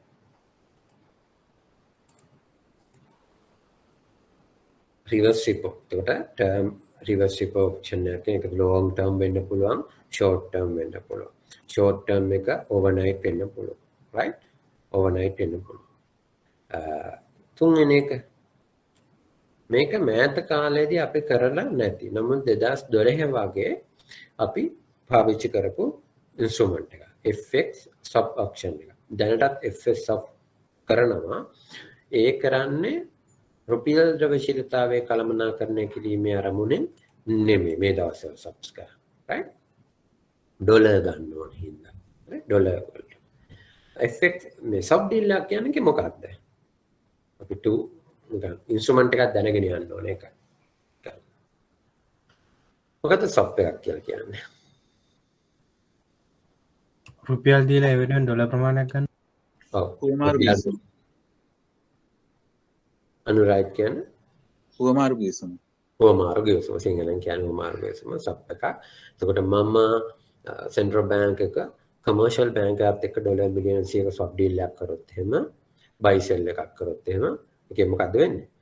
මම පළවෙනි ලෙග් එකේදී ඩොලර් 100ක් බයි කරනවා රුපියල් 203 ගාන.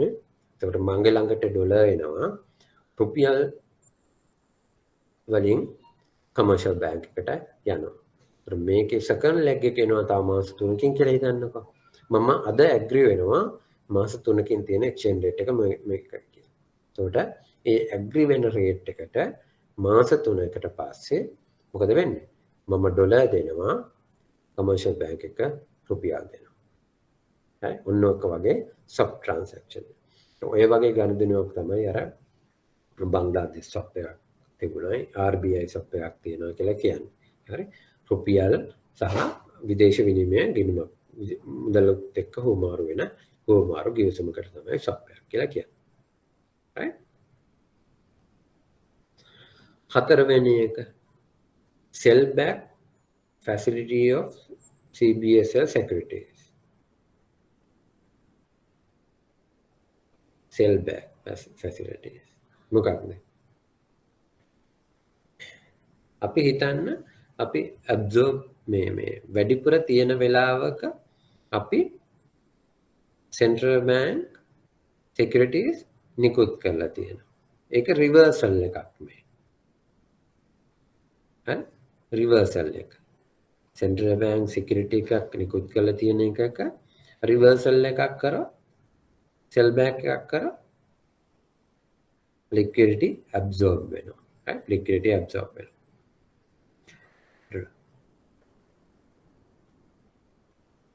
දෙපැත්තට මාරුණා නේ මගේ අතේ. sell back එක absorb නෙමෙයි liquidity inject වෙනවා. මොකද ඉන්න මම slide එක පෙන්නනවා ඔයාලට කියන්න. මගේ අතින් බටලුවා. sub transaction එකදී වෙන්නේ security එක sorry මේ repo එකදී වෙන්නේ security එක මගෙන් ගිහිල්ලා cash central bank එකට පාක් කරනවා. ඒතර මේක security එක වෙනුවට central bank එකේ security එකක් ගිහිල්ලා තියෙනවා. right? security එකක් ගිහින් තියෙනවා. sell back එක අපිට කරන reverse repo එකක්. reverse repo එකක් වෙන්න කරන්න ඕනේ. enhance කරගන්න. මොකක්ද ඒක වෙන්නේ? අපි ඔප්ෂන් එක දෙනවා ඔයගොල්ලෝ ළඟ තියෙන central bank securities ටික අපව මට sell කරන්න. එතකොට central bank එක සල්ලි දෙනවා අලුතින් ද්‍රව්‍යශීලතාවයක් වෙළඳපොළට යනවා. security එක නැවත වතාවක් central bank එකට එනවා. හරි? security එක නැවත වතාවක් central bank. මෑත කාලෙක පාවිච්චි කරලා නැහැ මේ tool එක. හරි? ඊළඟ එක outright purchase of securities. මේක අපි කරලා තියෙන වැඩක්. outright sales එකේම reversal එක. මම ස්ථීර පදනම මත භාණ්ඩාගාර බිල්පත් හෝ බැඳුම් කර වීතික වෙළඳපොළෙන් මිලදී ගැනීමේ ක්‍රියාවලිය. ස්ථීර පදනම outright කියන්නේ ස්ථීර පදනම මත. නේ? outright. ඒකට permanentlyම central bank balance sheet එකට භාණ්ඩාගාර බිල්පත් ඔකයක් එනවා. right? අනිත් පැහැදිලි. purchase of treasury bills. අපි ඉස්සෙල්ලා කියපු එක. හොඳයි. අලුතෙන්ම primary auction එකේදී central bank එක භාණ්ඩාගාර බිල්පත් purchase කරන එක. අපි මේ දෙක විදා බැලුවානේ. right? FX up එක තමයි මේ තියෙන්නේ. හොඳයි. ඩොලර් එනවා central bank එකට, රුපියල් යනවා කමර්ෂල් බැංක්. එතකොට මාස 3ක් හරි ඊළඟ සෙකන්ඩ් ලෙග් එක තමයි යට තියෙන්නේ. යට තියෙන සෙකන්ඩ් ලෙග් එකේදී ඩොලර් යනවා බැංකුවට, වාණිජ්‍ය බැංකුව රුපියල් සෙන්ට්‍රල් බැංක් එකට එනවා. right?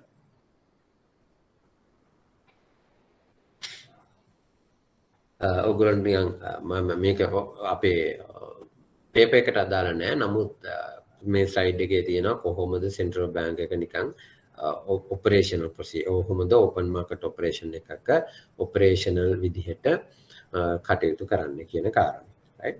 මේ තියෙන්නේ අපි මේ කාලෙම ටිකක් පරණ වුණාට මේ කාලේ ගොඩාක් දේවල් දෙපැත්තටම කරලා තියෙන හින්දා liquidity injection එකයි liquidity absorption එකයි දෙපැත්තම භාවිතා වෙලා තියෙන හින්දා මේ chart එක මම පාවිච්චි කරන්නේ.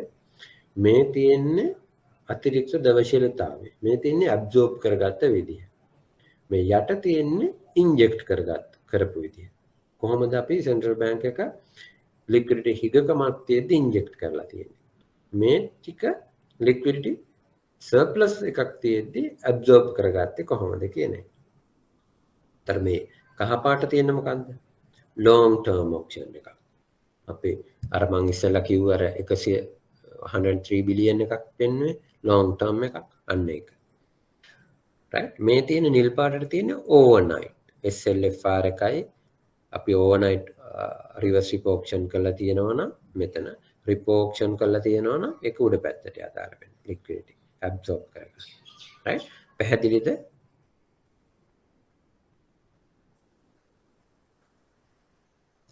එතකොට ඕපන් මාකට් ඔපරේෂන් එකේ සමරි එක තමයි මේ තියෙන්නේ. right?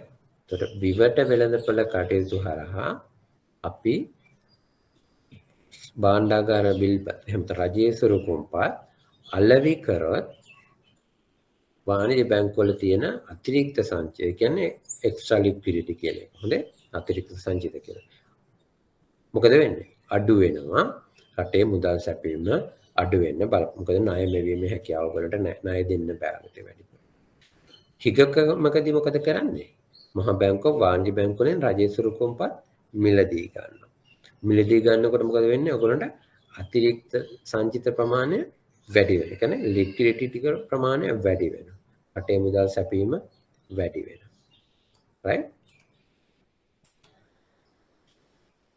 පැහැදිලිද?